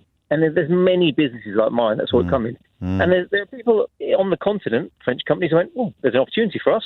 And why not? They took over that business. So they just started manufacturing similar stuff to what you were manufacturing and selling it into your market. Our USP was speed, was design, but ultimately none of that mattered because we couldn't get them to a matter price, nor could we get it in a timely manner. So what have you done? We had to close up, sell shop. Oh, mate, sold completely. the brand on. Yeah, completely. I mean, I think it's really hard for anyone to understand how small the UK is on a global scale. I used to explain to people that if I place an order with a factory in China, and for some reason the manufacturing production run, the guy scratched his nose and didn't press stop, it'd be an overrun. We are so small on a global scale, it's scary. There are so many people out there, the LATAM, Middle East, Africa, there are massive markets that are so much bigger than we are. And we seem to think that we should be punching bigger than we are. Well, that's exceptionalism. That's rule Britannia. Britannia waves the rules. That's so much of what we've lived through in the last few years, isn't it? That idea that no. I think you'll find we're English, old boy. Therefore, we these things won't apply to us. We'll be allowed to continue using all the facilities, despite having resigned our membership of the club and stopped paying our subs. They'll come to us. They need us more than we need. God, I haven't said that for a while, V now. They need us more than we need them. Do you remember that? Do you remember whenever they were all bleating, all the redwoods and Farrages were banging on? That pinch. Of course we are. That pinch because there's no way we can continue the retail. You go to a retailer now and you buy things. They're so much cheaper than they were probably back in the 80s and 90s. You say that for chocolates and the kilo of roses or whatever it may be. And you look at the analysis. We've been paying a lot less kids' uniform. That won't continue. This consumer growth we've got of throwaway fashion and the rest of it, it won't be able to sustain because we're going to have to buy stuff and it's going to have to last us because it's going to go up in price. Is that part of the reason? I presume it is, and you'll forgive my ignorance on this, that when you look at the IMF's forecasts today and you see that the UK is once again predicted to have the worst growth in the entire G7, I mean, even worse than Russia, although that's a slightly more complicated issue than the sort of charts allow. That's largely why, is it? Do you think? I think so. I think simply because we have made it harder to do business for ourselves. Yeah, of course it is. And for some reason, there's a big disconnect between the people making decisions and the reality of actually how trade is. And they're being advised to do certain things that actually isn't helping the SMEs that will help the business and the economies grow. So we're always hampering ourselves with decision-making that isn't actually growing the business and isn't growing the economy. And if you're denying that the damage has been done, then you're not going to be putting the mitigations in place to make it easier for people like you to carry on. Because you can't say, we don't need to help V now because we got our country back. The one thing that really gets my goat is I used to work for large retailers like Woolies, Carphone, Blockbuster. If I did hang on a minute, mate. That's not much of a CV. Whoa. Woolworths, Carphone Warehouse and Blockbuster. Is Carphone Warehouse still in business? Or is that 3 out of 3? Oh, all right then. So 2 out of 3. 2 out of 3. Woolies was on the 99th year of his existence, but we won't go too much into that one. Fair enough. If I put an ad in, and I've been done by consumer protection before because I did a laptop half price, whatever. It wasn't in store for 30 days and all the rest of it, and I'd advertised it. Yet those clowns in Westminster can say what they like, could be a complete falsehood and a lie, and it's okay. Yes, but if I do it, I get actually a court order. I know. How does that work? How can you do that? I don't know. I did an event at Google not long ago, a few years ago, before the pandemic, and I got slightly ambushed by the fact because they were talking to me about the trading regulations that they have to carry for advertising, and none of it applies to political advertising. Madness. It is madness. We spoke to a guy. They're still going. They set up a little pressure group to focus upon the political advertising. I was talking about Keir Starmer yesterday, that advert about Rishi Sunak and child sex abuse prosecutions. It's just not true. And everyone just accepts it, Well, of course it's not true. It's a political advert, Since when do they have to be true? But if he was flogging washing powder, he'd be in court by tea time. And Vino makes the same point. And that is, crucial, absolutely crucial. I've said to you for some time now that you can't fix a problem if you're still denying it exists.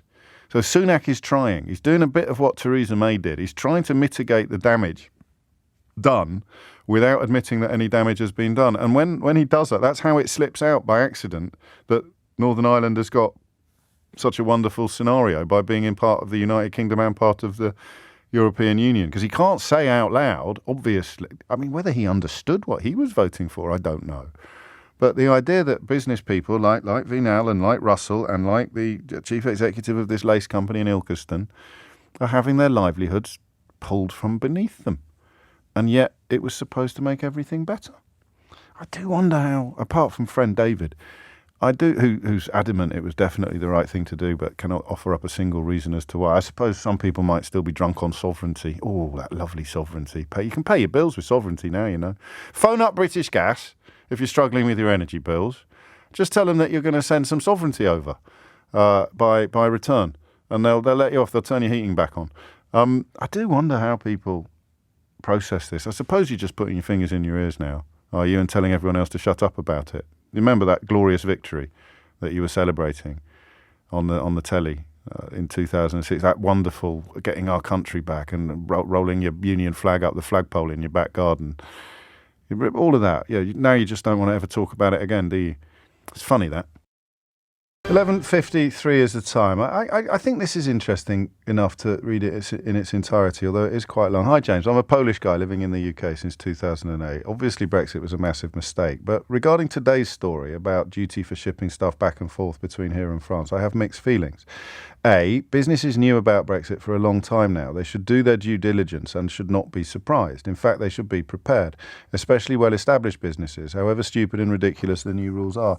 I kind of take issue with that, Thomas, for the reasons that we just talked about. You know, you've got David Davis in 2016. The first calling point of the UK's negotiator immediately after Brexit will not be Brussels, it will be Berlin to strike a deal.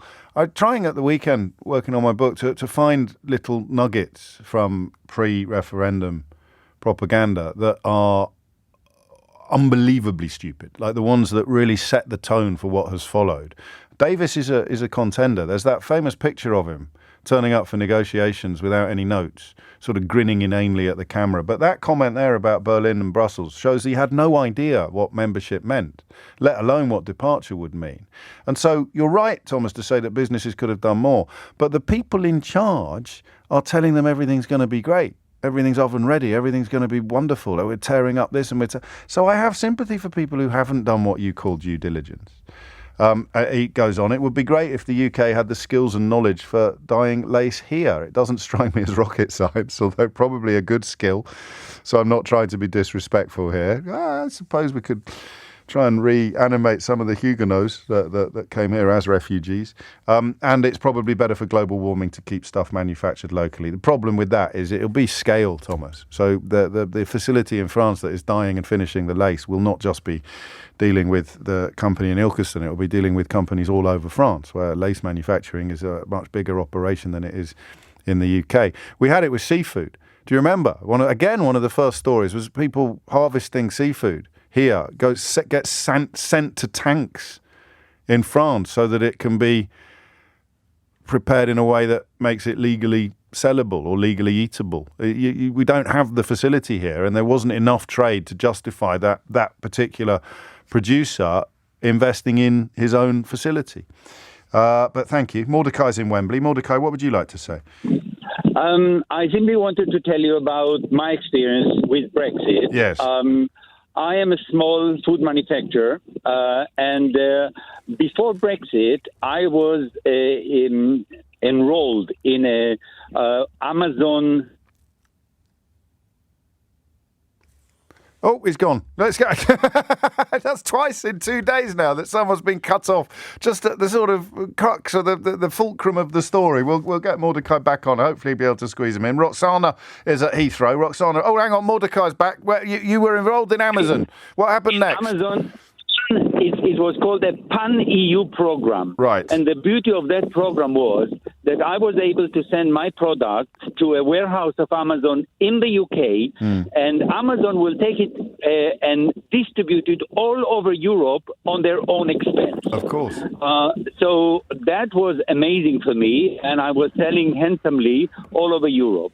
And then Brexit came, and Amazon decided, obviously, that they are not willing to take my product across the border because of all the complications, etc. And they said, well, now if you want to sell in Europe, you will have to send the products to Europe yourself.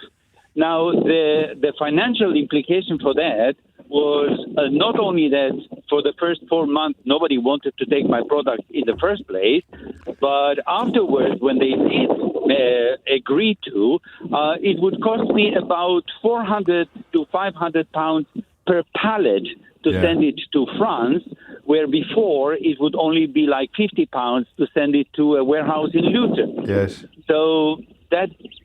And it's still continuing, obviously, today. And so you're still in business. Badly. You're still in business. You've just been hit pretty hard by the changes. Yes. Gosh. Well, and you are one of thousands, and yet your plight has been largely ignored by the Brexit supporting media, which is, a dereliction of duty on an almost industrial scale. Well, it is on an industrial scale. It's a bloody industry. Mordecai, thank you. I'm cracking on just so I can squeeze in Roxana before the news. Roxana, what would you like to say? Oh, hello. Yes, I agree with your first caller, the previous caller. He's right. Basically, the whole story with the food manufacturer is really tremendous. I'm an official vet, so I'm basically within the export industry, because everything that contains milk or animal origin, they have to be certified by a vet. Yes. And I bet business is booming for you, isn't it? Oh my goodness! Yes. For me, Brexit is brilliant. Of course. I don't want to be selfish because I can see how exporters are struggling. Oh, because you are doing lots and lots of work that didn't need to be done before Brexit. Correct. Yes. And but it's not only my work that implies fees and everything, which Sure. I'm trying to keep them as much as possible low to help them, because if the business goes, the business goes as well. But the thing is, they have to pay custom. They have to prepare a lot of paperwork that they have to pre-fill and send them in advance by the time the lorry is hitting the port. And then French border is not the friendliest one, because if you do a little mistake, they will return the goods. They'll send it straight back again. Correct, which implies other costs. And even if they reject them, then they wait in the port, they will be taxed per pallet or per day. Yes. Again, something Kieran told us about. He's dealing with a lot of this. He doesn't do the veterinary stuff, but the pallet and the fines apply across the whole. But does it surprise you how little this gets reported? Does it surprise you that unless you stumble across this radio programme on this radio station on this day, none of this is hardly ever covered? But the whole process of export has been previous Brexit has been somehow taught by the competent authority. Somehow they provide courses for the exporters, they join and all kind of things. But at this point, there are still people out there on the market that they want to export, but they don't know exactly the whole process. So for me, it's taking a lot of time to explain them what they need to do. Because you can't explain. I mean, the areas that you would expect to be doing this are the same areas that have created the situation that they can't admit the problems of. So what you really want is a government campaign saying, we've made doing business much, much harder than it used to be. Here's what you need to know. But given that they've done it and sold it to the country as a benefit, as an improvement, as an enhancement, how can they do that? How can you expect this government to actually take the issue by the scruff of the neck and say, right, come November, everything's going to get even worse than it is already. This is what you need to know. This is what you need to do. When they're still dancing around the place saying, you know, oh, what a great idea. We got Brexit. It's actually surreal. It's an overused word, but this is Kafkaesque. Thank you, Roxana. It's 12:01. Hey, it's 5 after 12. You're listening to James O'Brien on LBC. I thought I'd start saying hey now at the top of the hour. Is that hey? Yeah? Do we like that? That sort of hey, fellow youths. Hey. The reason I said hey like that was because I had a very brief conversation with the producer during the news and changed my mind about what conversation we're going to have next.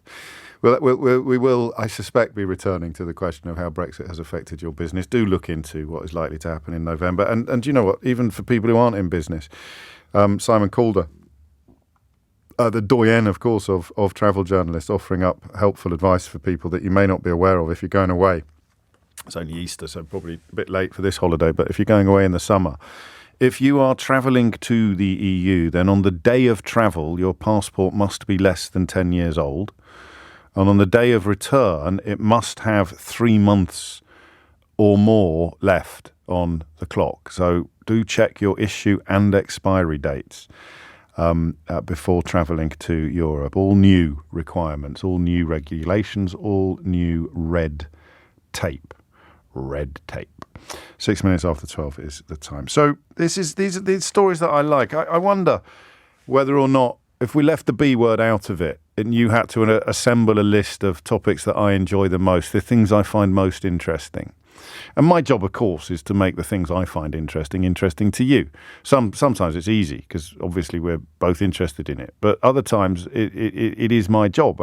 When the kids were younger, for example, I had a different attitude to some of the education and childcare stories that we talked about. But if you remove the subjective from the equation, if you remove the perspective that is defined by your current circumstances, what are the things I find most interesting?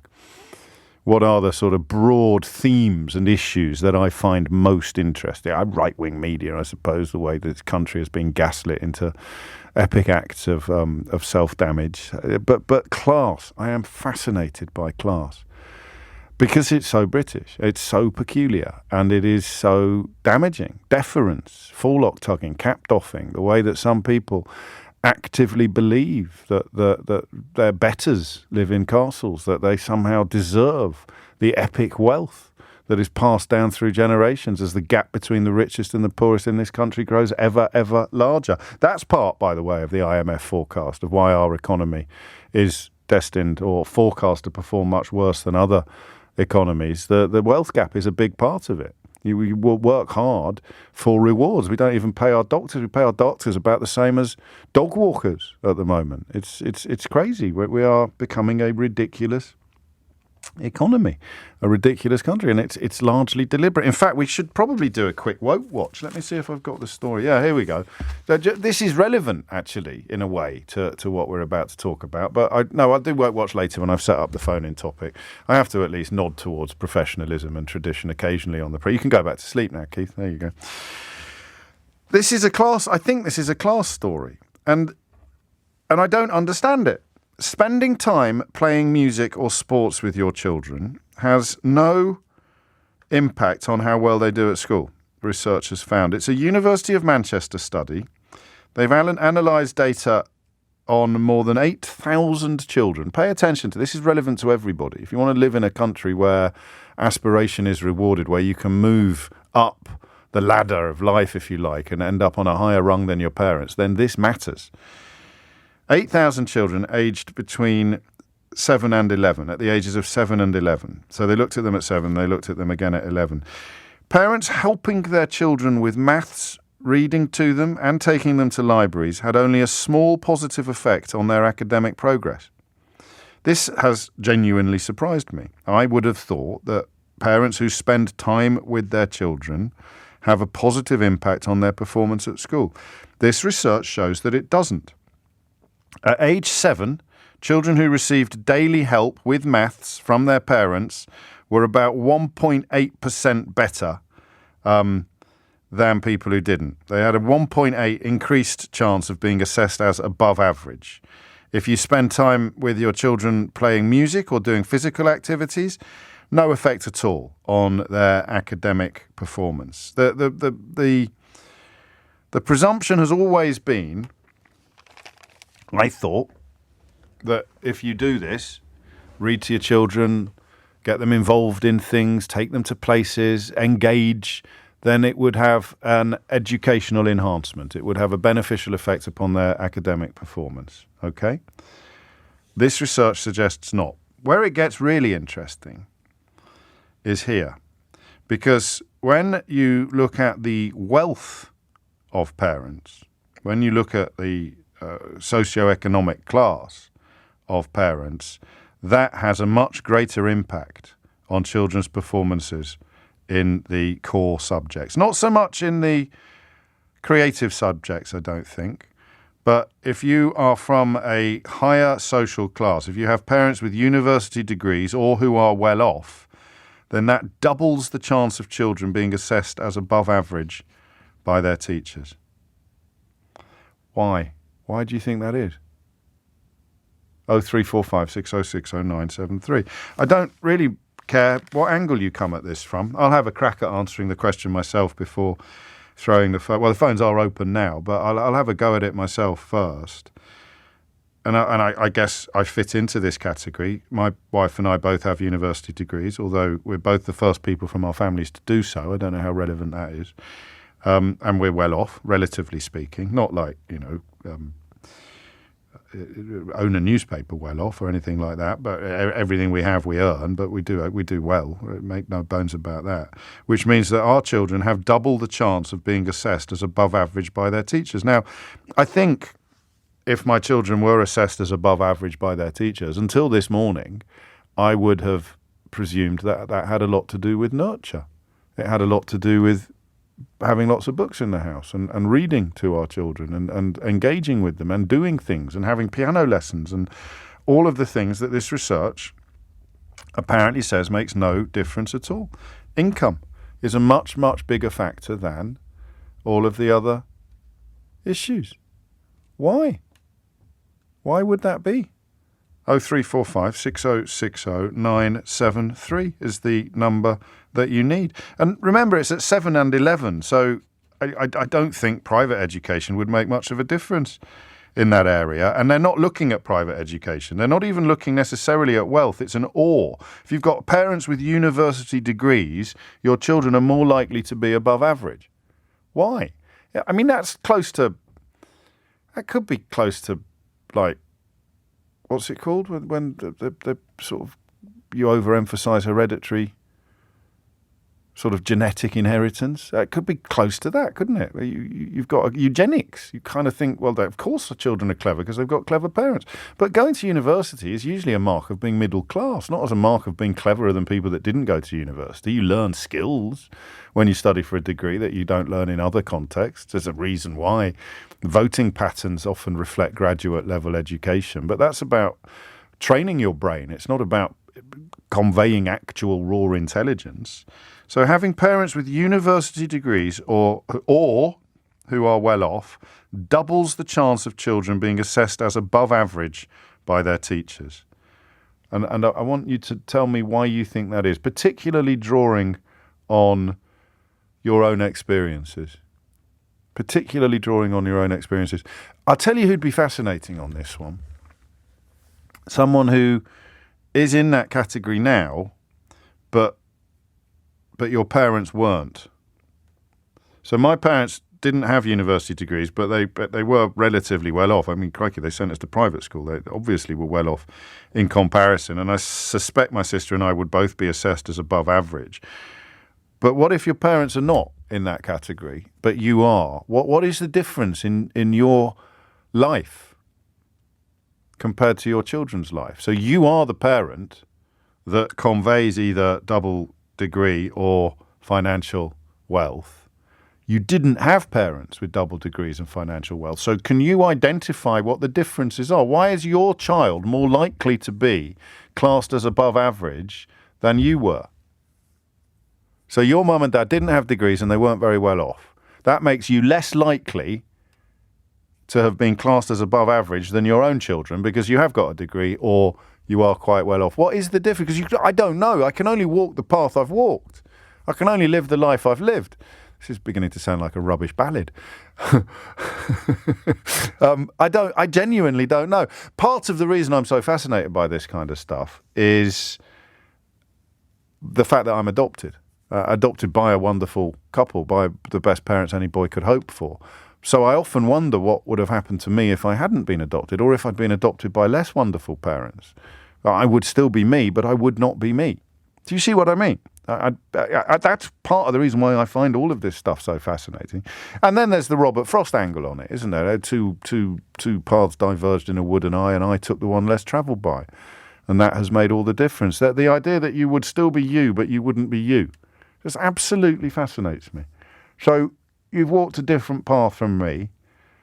What do you think explains the fact that your parents, by dint of not having degrees and not being well off, mean that you were less likely to be classed as above average intelligence? But now, as someone who's done all right and or has a degree, your kid is more likely to be classed as above average intelligence. These texts always tickle me slightly. Come on, James, you're better than that. This is correlation, not causation. Well, the research says otherwise. I mean, literally. But also, you're perfectly welcome to ring in and explain the correlation to me. Because I would have thought that spending time playing music or sports or reading with your children would deliver an academic impact. But it doesn't. There's two sides to this. Why doesn't it? 0345 6060 973 is the number that you need. 12:16 is the time. Hit the numbers now. Be quick, though. But if you hit the numbers now, you will get through. It's 19 minutes after 12. You're listening to James O'Brien on LBC, where I am surprised to learn that spending time with your children, sport, music, reading, has no impact at all on their grades in school, whereas having parents with degrees and or a few quid does. I just work out why, ideally from personal perspective. Gina's in Newport. Gina, what would you like to say? Hi, sorry, I'm quite nervous. So it's only me. It's only me. I listen to you all the time. So yes, sorry. So I called in basically because I'm the sort of person that's from the background that you said, where neither of my parents went to university. They weren't kind of very strong academically, but me and my husband both, and his parents were in the same boat. But right. we've both kind of succeeded in terms of our job prospects in what most. Did you get degrees as well? Sense. Yeah, no, I've got a degree and two postgraduate degrees, so it's but that was related to my career. Sure. But it was. So our daughter's been being brought up in quite a middle class household. Like we've got a kind of a reasonable income and things like that. And we make the effort to read with her and take her and do things and stuff like that and try. But the main thing that I got from my parents is, even though they weren't academically strong, it was the work ethic. It was to put the effort in, and that was the main thing. At school. Yeah. So so there's two sides to that coin. There's the value of education, and there is the work ethic. So did you get both, or did you just get the work ethic? Whatever you're doing, you should work hard. Yes, yeah. It was so like my parents didn't really understand why I stayed at school for so long. Right. No, I understand that. They wanted me to get a job, but I think it was I always got from them that you work hard at whatever you do, and you put all your effort in that you can, and then but you if you do strive and work hard, you will do well. So it's kind of that's really interesting. That's really interesting because Steph's been in touch. She describes herself as an exasperated mainstream secondary school teacher, and she says it's a respect for learning, James. It's a respect for learning, teachers, and the value of education. I've lost count of the number of parents who achieve nothing academically, who do not encourage their own children to put effort in at school and the parents condone their own children's poor attitudes to learning, which I'm sure is true for a lot of people, but it's not true for you. Your experience is fascinating because your parents didn't have a particular reverence for education or learning, but they bloody well did for hard work, and that's what got you over the line. Yeah. How interesting. And what do you think you're passing on to your daughter? Both. Both, yeah. So we both work very hard in our careers and things, but we're both kind of like blue collar, in that we can work from home and we can do things like that. I don't know if that's the right term. No, white collar, I think you mean. White collar, yeah. That's all right. But we can work from home and stuff, but we instill in her that we work really hard and we put our passion into what we do. Yeah. And what about the importance of school? Because you didn't get that off your mum and dad. Are you giving that to her? No, yeah, we do, and we read with her, and we take her out, and we take her to like museums to learn, and to learn new information. And I've got a very inquisitive mind anyway, so I like to learn new things and stuff and share things with her in that sense. So that's not, according to this research from Manchester University, that bit is not going to make much difference academically, which I find hard to believe. I suspect you do too. But the simple stress at home on the importance of education, and in your case the importance of hard work, is actually beginning to clear the clouds for me. Of course that is going to be a large part of it, coupled with Steph. In fact, between the two of you, Gina and Steph, have probably covered an awful lot of the relevant territory here. That must be awful as a teacher. I mean, my experience of education as a parent and as a pupil is almost exclusively of the private sector, where I think because you're paying money, you've got very, very high expectations of both the education you and your children receive, but also of the importance of putting it in. I remember Dad telling me I was wasting his money if I got bad exam results. You know, that there was that sense of wasting my mum and dad's money, and that is obviously going to be part of imparting the importance of working hard and getting a good education. Must be so frustrating for a teacher not to be able to rely upon a parent's support when they're calling upon a child to bloody well learn, just to improve themselves. Gina, thank you. Andrew's in St. Neots. Andrew, what would you like to say? Hey, James. Can you hear me okay? Loud and clear. What's on your mind? Listen, firstly, fascinating topic. It's something my wife and I talk about a lot when we're sort of, you know, kind of sitting down, having a takeaway and talking about life. And, as you do, yes. As you do, yeah. But yeah, far too many nights of the week.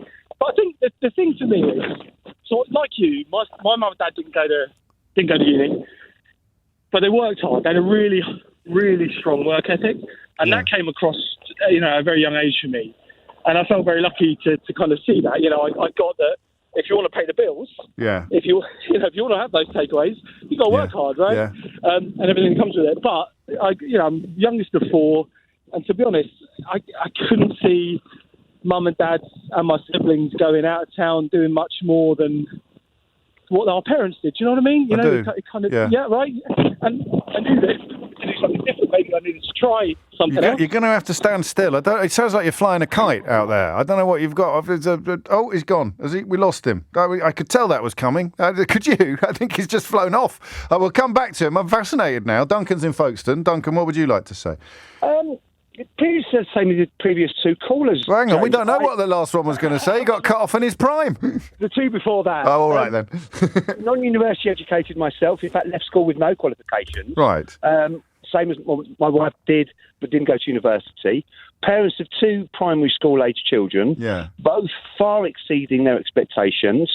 Both performing well above the average of their cohort. My eldest has passed both the Kent test and the Shepway test and has been granted a place at our local grammar school. Brilliant. Now, we do all of the things. We schooled them during COVID, during all the lockdowns, and we took great pride in what we did with them. Yeah. We read with them, we sing, we dance. They go to a local dance school 4 nights a week. Gosh. So we do all of the things that this report says won't impact their education. Yes. Similarly, like a couple of previous callers said, doesn't seem right, does it? It's counterintuitive, this research, to us at least, to you and me. To me personally, yeah, because I always want my children to be better than I am. And I didn't do well at education. I had a discipline problem. Sure. But we instilled in our children That's very diplomatically put. You know, there are I've had a discipline problem as well as it goes. But yeah, let's not go into context. No, absolutely. So I found it quite astonishing when you opened your little opening monologue, because we've done all those things. And you believe that is part of the reason why your children are performing. But in fact, what you're doing all the time, clearly, whether you realise it or not, you are constantly impressing upon them the importance of education. Yeah, exactly. And they only get one shot. And if they want to achieve what they... I mean, my eldest now wants to be an architect. Fantastic. She's only 10. Yeah. So she's got maybe the ambition that I lacked at that age. Yeah. And is that a natural thing? No, I think we've garnered and nurtured that. And it's horizons as well. You're teaching your children that they can do anything if they set their mind to it, which is in many ways...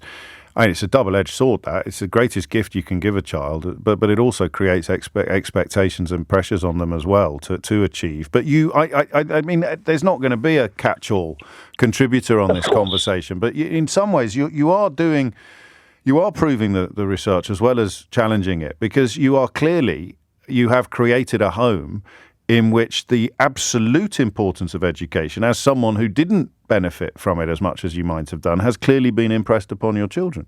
So that might actually subconsciously be having a bigger impact on them than the trips to the museum and the dancing and the reading. Possibly so. I think we've created an environment at home in which there's openness, there's honesty, which perhaps I didn't get in my formative years, but allow them to have these expectations of where they want to get to. Yeah. And again, the installation of, you're going to have to work for it, love. No one's going to hand it to you on a plate.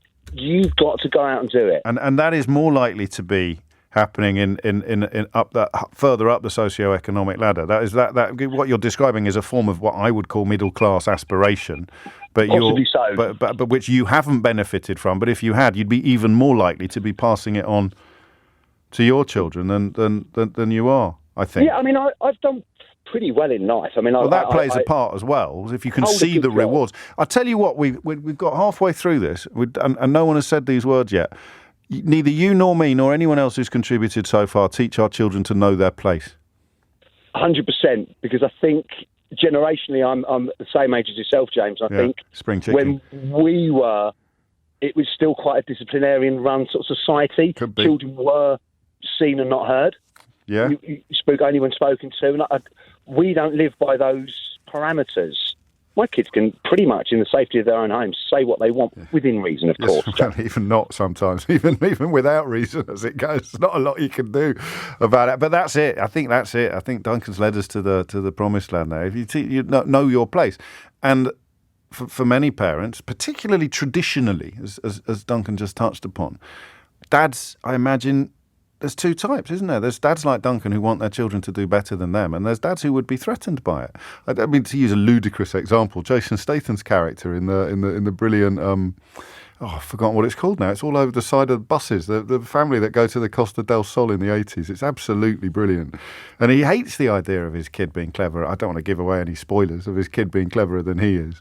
And that so you would teach your child to know your place and to respect your betters. And that's a socio-economic thing that is more likely to be coming from working class than middle class position. Maybe, I don't know. As I said, this is just fascinating data that we are exploring together. Dominic Ellis is here now with the headlines. It is 12:35. We better catch up with Andrew. He was blown away, I think, last time what happened, Andrew? It's windy today. You're telling me it's windy. It sounded like you were flying a kite. I made a weak joke about it, and then you got cut off. I thought you'd gone over the horizon like Mary Poppins. Where were we? Yeah.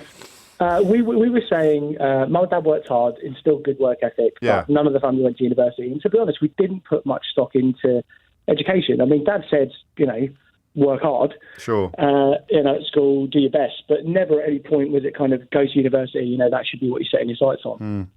I think the reason I did it was I had a good group of friends, and they were, I had a gap year where I kind of worked and done it, and it was kind of going nowhere. And I think I would have been in a similar rut actually as to the rest of my family. But decided to go to university because a good group of friends that I had were all doing it, and life changed. I met great people. I learned about different things that I just wouldn't have encountered in my hometown. I met the woman who is now my wife. Yeah. We have a child, and the reason this report is so interesting to me, and I've just managed to get indoors and actually read through some of the news on this. Yeah. It's our focus, my wife and I, and this is the thing we talk about a lot, is we want our kid to do better than us. Yeah. We want her to have that focus on the work ethic that both my wife and I both had instilled at us at a young age, but also books will set you free. Go and spend some time reading. Find things that you're passionate about. Ignore the stuff that you're not passionate about sometimes, I guess, and really just expand your mind. So it's osmosis, isn't it? Then, so that's what we're hearing. Not nature, but and it's not the actual reading of the books that is going to translate into better grades for her.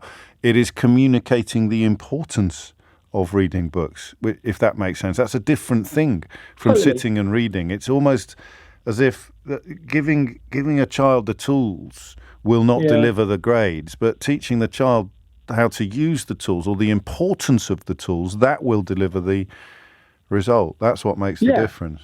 Spot on. And there was this thing, World Book Day, Ricky Gervais did this tweet, you might have seen it, and it said, we were working class growing up. We didn't have 2 pennies to rub together. So I'm paraphrasing. Sure.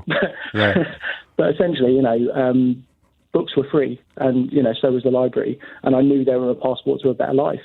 And I read that to my little girl on the day, and she she's 8 now. She just turned 8, and she you could see that I was like, okay, that's another nod in the right direction. But I think for us, I still say to my wife, we're working class, and don't get me wrong, we do well, we're doing fine. We both work tremendously hard, and I'm glad that we can give the kids all the opportunities that we might not have had if it wasn't for fantastically, hardworking parents, right? But we're still working class people, and our focus now, as she sort of transitions from primary to secondary education, is, well, how can we give her those opportunities that we didn't have? Can we afford to send her to a private school? Is that going to give her the opportunities that she needs? Yeah, I mean, that is it again. That's all these dads queuing up to basically say, I will not teach my child to know their place. I will teach them that the sky is the limit, that they can do anything that they want. It's fascinating. Thank you, Andrew. I'm glad you came back down to earth to make the call to finish the story, because until I started doing this job, I had no idea that was not what happened to everybody. I thought everyone was taught by their mum and dad that they can do, that they're as good as anybody else and they can do whatever they want. I really did think that. But when I started doing this job and started coming up against opinions and attitudes that I still find very hard to understand, I realised an awful lot of it is deference. An awful lot of it. I remember when Prince Philip passed away, and someone rang in who had served in the Navy for longer than Prince Philip did and genuinely believed that Prince Philip was somehow a more valuable human being. It really stopped me in my tracks. It was about halfway through the call, and I just said, you think he's like a better human than you, don't you?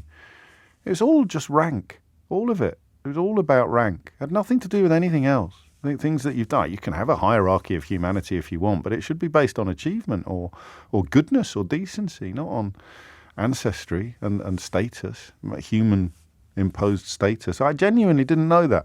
And that is a class thing, I guess. If you're middle class, you are more likely to be taught by your parents that you can be an architect, or you can be a lawyer, or you can do whatever you want. And somehow it's not just the reading of the books, but the communication of the power that books can give that might make the difference. Maybe. Liz is in Benfleet. Liz, what would you like to say? Hi there. I wanted to talk about, you mentioned that in the study it shows that providing the experiences is something that we would normally assume would be what's going to give these results, yes, I think these outcomes for the child, but it appears not. Well, I think the reason is something called elaborated code and restricted code. At 7? Yeah. Really? Go on. So the parents, working class parents, are more likely to only use restricted codes, which is the social way of talking, very shorthand on an assumption of shared knowledge. Yeah. So you're just assuming that the other person that you're talking to already knows these things, and it's very just shorthand. You don't elaborate, you don't go into detail with your child. Whereas somebody who speaks in both elaborative and restricted code, usually somebody who's university educated, usually somebody who is more socially, economically like higher, because they're more socially and culturally and geographically mobile than working class people, they tend to be able to speak in more elaborative codes, go into more detail and give a richer experience. So you can provide the opportunities, like your previous caller said about the books. It's not enough just to read the book. You need to talk about the book. You need to think about the book. You need to go into more detail and learn that passion, and that increases a child's self-efficacy. And if they believe they can, that's fascinating. Then they can. Yeah, and that is absolutely fascinating. So if you are confined, if you like, to restrictive code, and it would involve more sort of your nose and likes and stuff like that, wouldn't it, as well? Absolutely. I think it's Basil Bernstein, this, isn't it? It is Bernstein, yeah. But yeah, you must listen to my full disclosure interview with Jason Arday next week, who is a professor of the sociology of education at Cambridge University. He's one of the most inspirational people I've ever met, and he's the reason why I've been swatting up a bit on sociology of education in the last couple of weeks, which is otherwise a month ago I wouldn't have known what you were talking about, let alone whose research you were citing. But that you know and like, and so it's a sophistication of language that you're communicating to, passing on to a child, and that translates into higher than average academic performance. Yeah. Good grief. You got it. You're obviously right, aren't you? And yet, what can you do about that if you haven't inherited the more elaborative code? What can you do about that? If you're listening to this and you want the best for your children, but you recognise that you speak the way you've always spoken, then you can put more effort into stopping yourself and thinking about what it is you're trying to say. If you catch yourself saying, or just like that, or, whatever. We're in danger of sounding a bit snobbish, aren't we? We're in danger of sounding, but we're not being snobbish. We're describing fairly reliable research. Right, because remember, this is a correlation, right? So there are some... It's not 100%. There are some parents who are working class who are doing this. Yes, of course. And there are some parents who are of a higher socioeconomic status that aren't doing this. Yes. So, it's possible to do it. I got you. Yeah, of course it is. Is it sociolinguistics? Sociolinguistics is what we're... Sociolinguistics. I can't believe that hasn't actually been mentioned in the... Well, to be fair, I'm only reading an account of it from a newspaper. I'm not reading the actual research carried out by Lynn Ding as part of her PhD studies. But she's going to the British Sociological Association's conference today, and that no doubt will be part of what she's saying. She's not going to the it's the Sociological Association. Thank you, Liz. I love that idea. And of course, that's a moment. It's a bit like what I said about osmosis. It's the environment in which the child is growing and learning, which is going to be defined by the linguistic sophistication of the parents, the connection between the manner of speaking and social organisation. So that would make more of a difference than spending time playing music or sports with your children or even reading with them. Cool, I told you this would be interesting. Actually, pat on the back time, I told you that my job was to make sure that this was interesting to you, and I bet it is now, even if it wasn't at the beginning. 12:48, you're listening to James O'Brien on LBC. I don't think there is a smugness to this conversation, as Julie suggests. But obviously parents who realise they didn't have a brilliant education but spend a lot of time trying to enrich their children are doing the right thing. The research is into the question of whether or not it is likely to translate into actual academic achievement, and the research says not. So, I don't think that it needs value judgments being introduced, although I'm sure that what Lynn Ding presents to the British Sociological Association today will be a little bit more sophisticated than either the Daily Telegraph's report upon her research or our treatment of it here today. They got hold of some of what she's set to say. The method and quality of parenting may be crucial. For example, parents from different social classes may all read to their children, but the selection of materials and the explanation that comes with reading may differ. She goes further. Middle-class parents may have more advanced educational methods that may better involve their children in academic activities, mainly by helping them to adapt to the school environment earlier. There's no downside. I think this is Julie's point. There's no downside to trying to broaden your kids' horizons as much as you possibly can. And there are uncountable upsides. It's just possible that this upside has been slightly exaggerated.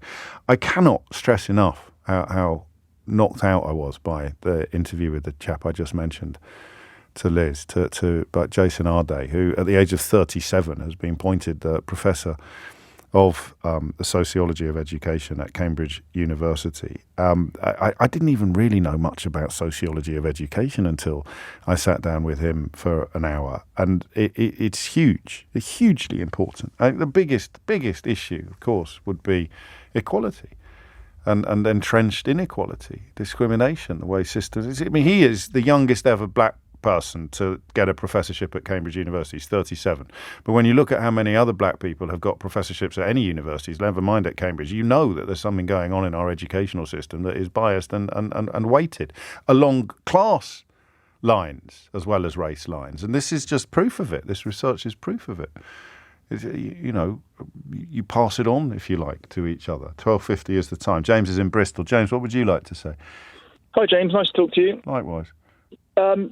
Just to say that this discussion today is not only interesting, but it's also given me a bit of peace, I think. Yes. I'm a single father. I went to a relatively rough school, I suppose. I have a couple of degrees and postgraduates, and I suppose I'm a senior leader in education now. I've got two children on my own, and life is very busy. Sure. And I would say that when I heard this, I thought, well, my children are both really excelling at school, and I don't do anything academic with them whatsoever. I literally I salute your honesty. I salute your honesty. Because you're so busy, not because you're a lazy layabout, feckless, work-shy, soap dodger. I work long hours. My kids are relatively nomadic, so Sure. they're at one grandparents, they're at the other grandparents. They're with me, and the time we have together, we don't do anything like that whatsoever. And I feel guilty all the time not for doing it. I've been told off by the school for forgetting homework. But at the end of the day, the time we do spend together does align with what your last caller said with regards to linguistics, etc. I would say my children have a very rich social environment around them. They're very inquisitive. And that's what we were talking about language earlier, about that sort of, talk about context of education, like analytical is one of the sort of higher order thinking that people require. And I think my children, it gives me a bit of peace to know that there's a level of guilt not doing. No, I hear you, but the way that you communicate with them is doing the good that you felt guilty about not doing by dint of more obvious interactions and readings and trips to wherever. Yeah, I completely think so, as well as the others around me. I mean, we don't really go to play centres and things. We always go out for walks. We talk all the time. And you talk to them as equals, as it were, intellectual equals. Yeah, we have some really interesting conversations. They're always asking questions. I do a lot of travelling around the world as well. And it's also made, they know exactly what I do for a job. They know I'm an avid traveller. And I think there might be some level of aspirational, It might be something that naturally they think that is what you do in life. I don't know. They take that to school. They take that attitude to school. It's soft power, isn't it? It's that inquisitiveness, the curiousness, the intellectual confidence, the linguistic sophistication. They take it to school.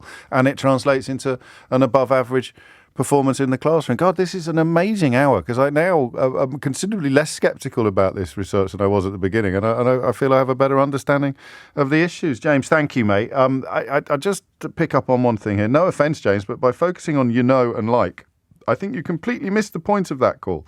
It's the detail of what you say, not how you say it. Well, no offence, anonymous texter, but it completely isn't. Restricted code is less formal. It literally is described as for example, you know what I mean, right? Don't you think? That is restricted code communication. Less formal, with shorter phrases interjected into the middle or end of a thought to confirm understanding. In contrast, elaborated codes have a longer, more complicated sentence structure that uses uncommon words and thoughts. I think we can confidently state that this program is more elaborated code than restricted code, innit? Which reminds me, we should have done this. Woke Watch. Liz Truss will today blame the anti-growth movement and woke culture for opening the Western world up to threats from China. Anybody? No? The former Prime Minister will say that low taxes, limited government and private enterprise were what won the Cold War, but authoritarian regimes were being allowed to rise again because the model was being strangled into stagnation. I've got nothing on that. It is idiocy on a scale that is actually beyond belief. Perhaps inevitably, she is delivering the lecture at the Margaret Thatcher Freedom Lecture at the Heritage Foundation think tank in Washington. So my little theory about the congregation of right-wing media, right-wing politicians and right-wing think tanks, once again, is proved completely correct. Unless, of course, you believe that woke culture is the reason why China is on the rise. Woke Watch. Abby's in Derby. Abby, what would you like to say? Hi. Hello. I think that coming from a background where we're going to have to try and do something about your phone, Abby. I do apologise. It's gone a little bit south since we came on air, but I hope we can do better than that. That was the other thing I wanted to do. I wanted to play you something. Restricted code or elaborated code, this fella.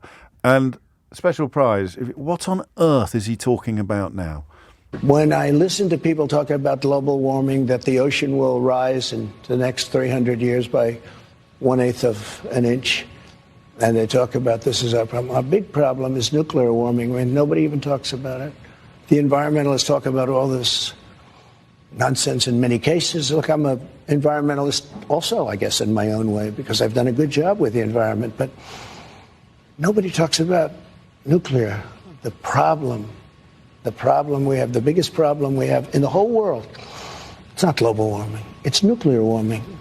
And all it takes is one madman, and you're going to have a problem the likes of which the world has never seen. And it's only a matter of seconds. You don't have to wait 200 to 300 years for it to happen. Does he mean nuclear war? He does. Sheila's in the house. He means nuclear war. I think he does, yeah. But he kept talking. But what's that got to do with the environment? Yeah, and it's not news, is it, that a nuclear war would do our heads in seconds? Nuclear warming. Anyway. Still got that nasal problem, hasn't he? That's not even. He's got 99 problems. His nose ain't one. I've got a minute left, Abby. Sorry, I know your phone line has been improved. Where were we? Essentially, I was just saying that I grew up in a council estate with parents who were cleaners, and it was all about seeing learning as a currency and how you can transform that currency as you grow up. Yes. And and if my parents didn't know it, we would make it a mission between us to gain that currency. What, you and your siblings? My parents, yeah. Right. My parents and I. Because they accepted that they had like the equivalent of GCSEs and that was it. And, they didn't And they wanted better for you. They wanted more for you. Yeah. And it worked. What about the conversations that you had? That bit that Liz shared with us about restricted and elaborative code, did that make any sense to you? Massively. The conversations that were had in social circles around my peers and when I used to go over to their houses and things like that would be completely different to the ones that I had at home. And I'd come home and say, Mum, what's this thing about, Tony Blair and all of that? Right. And she'd be like, right, okay, let's research it. And because she didn't know either, so she wouldn't have a conversation with me about something that she may be completely incorrect on. So you went off on little missions of discovery together, which obviously translated into your educational achievements later. Yeah, and I just, everything that's been said today resonates so much, having come from a background with that. And it's been a bit of a shock, to be fair. Yeah, me too. From a completely different background from you, but I found it shocking as well. I really have. Are your mum and dad, are they still with us, Abby? Yes. Good. They're very proud of what you've achieved, I hope. Insanely. Yeah, it's a bit too much sometimes, but it's lovely. You should meet my mum. That's lovely. You've taken me right up to the wire, though. I said we could talk for a bit longer. I'm sorry about that. It was Sheila's fault for interrupting. It was, If you've missed any of today's show, you can listen back on Catch Up on Global Player, where you can rewind live radio and enjoy the whole show podcast. You'll also find all LBC's shows there, as well as the best video clips from LBC and other global stations. So download that for free, Global Player, from your app store, or just go over to globalplayer.com. Tom Swarbrick with you at 4, Sheila Fogarty with you now. I like to think of it as a collegiate contribution rather than an interruption. I know, that's a very nice way of putting it. There you go. Have a lovely afternoon. From 3 today, from 3 today, from 3 today, from 3 today, from 3 today, from 3 today, from 3 today, from 3 today, from 3 today, from 3 today, from 3 today, from 3 today, from 3 today, from 3 today.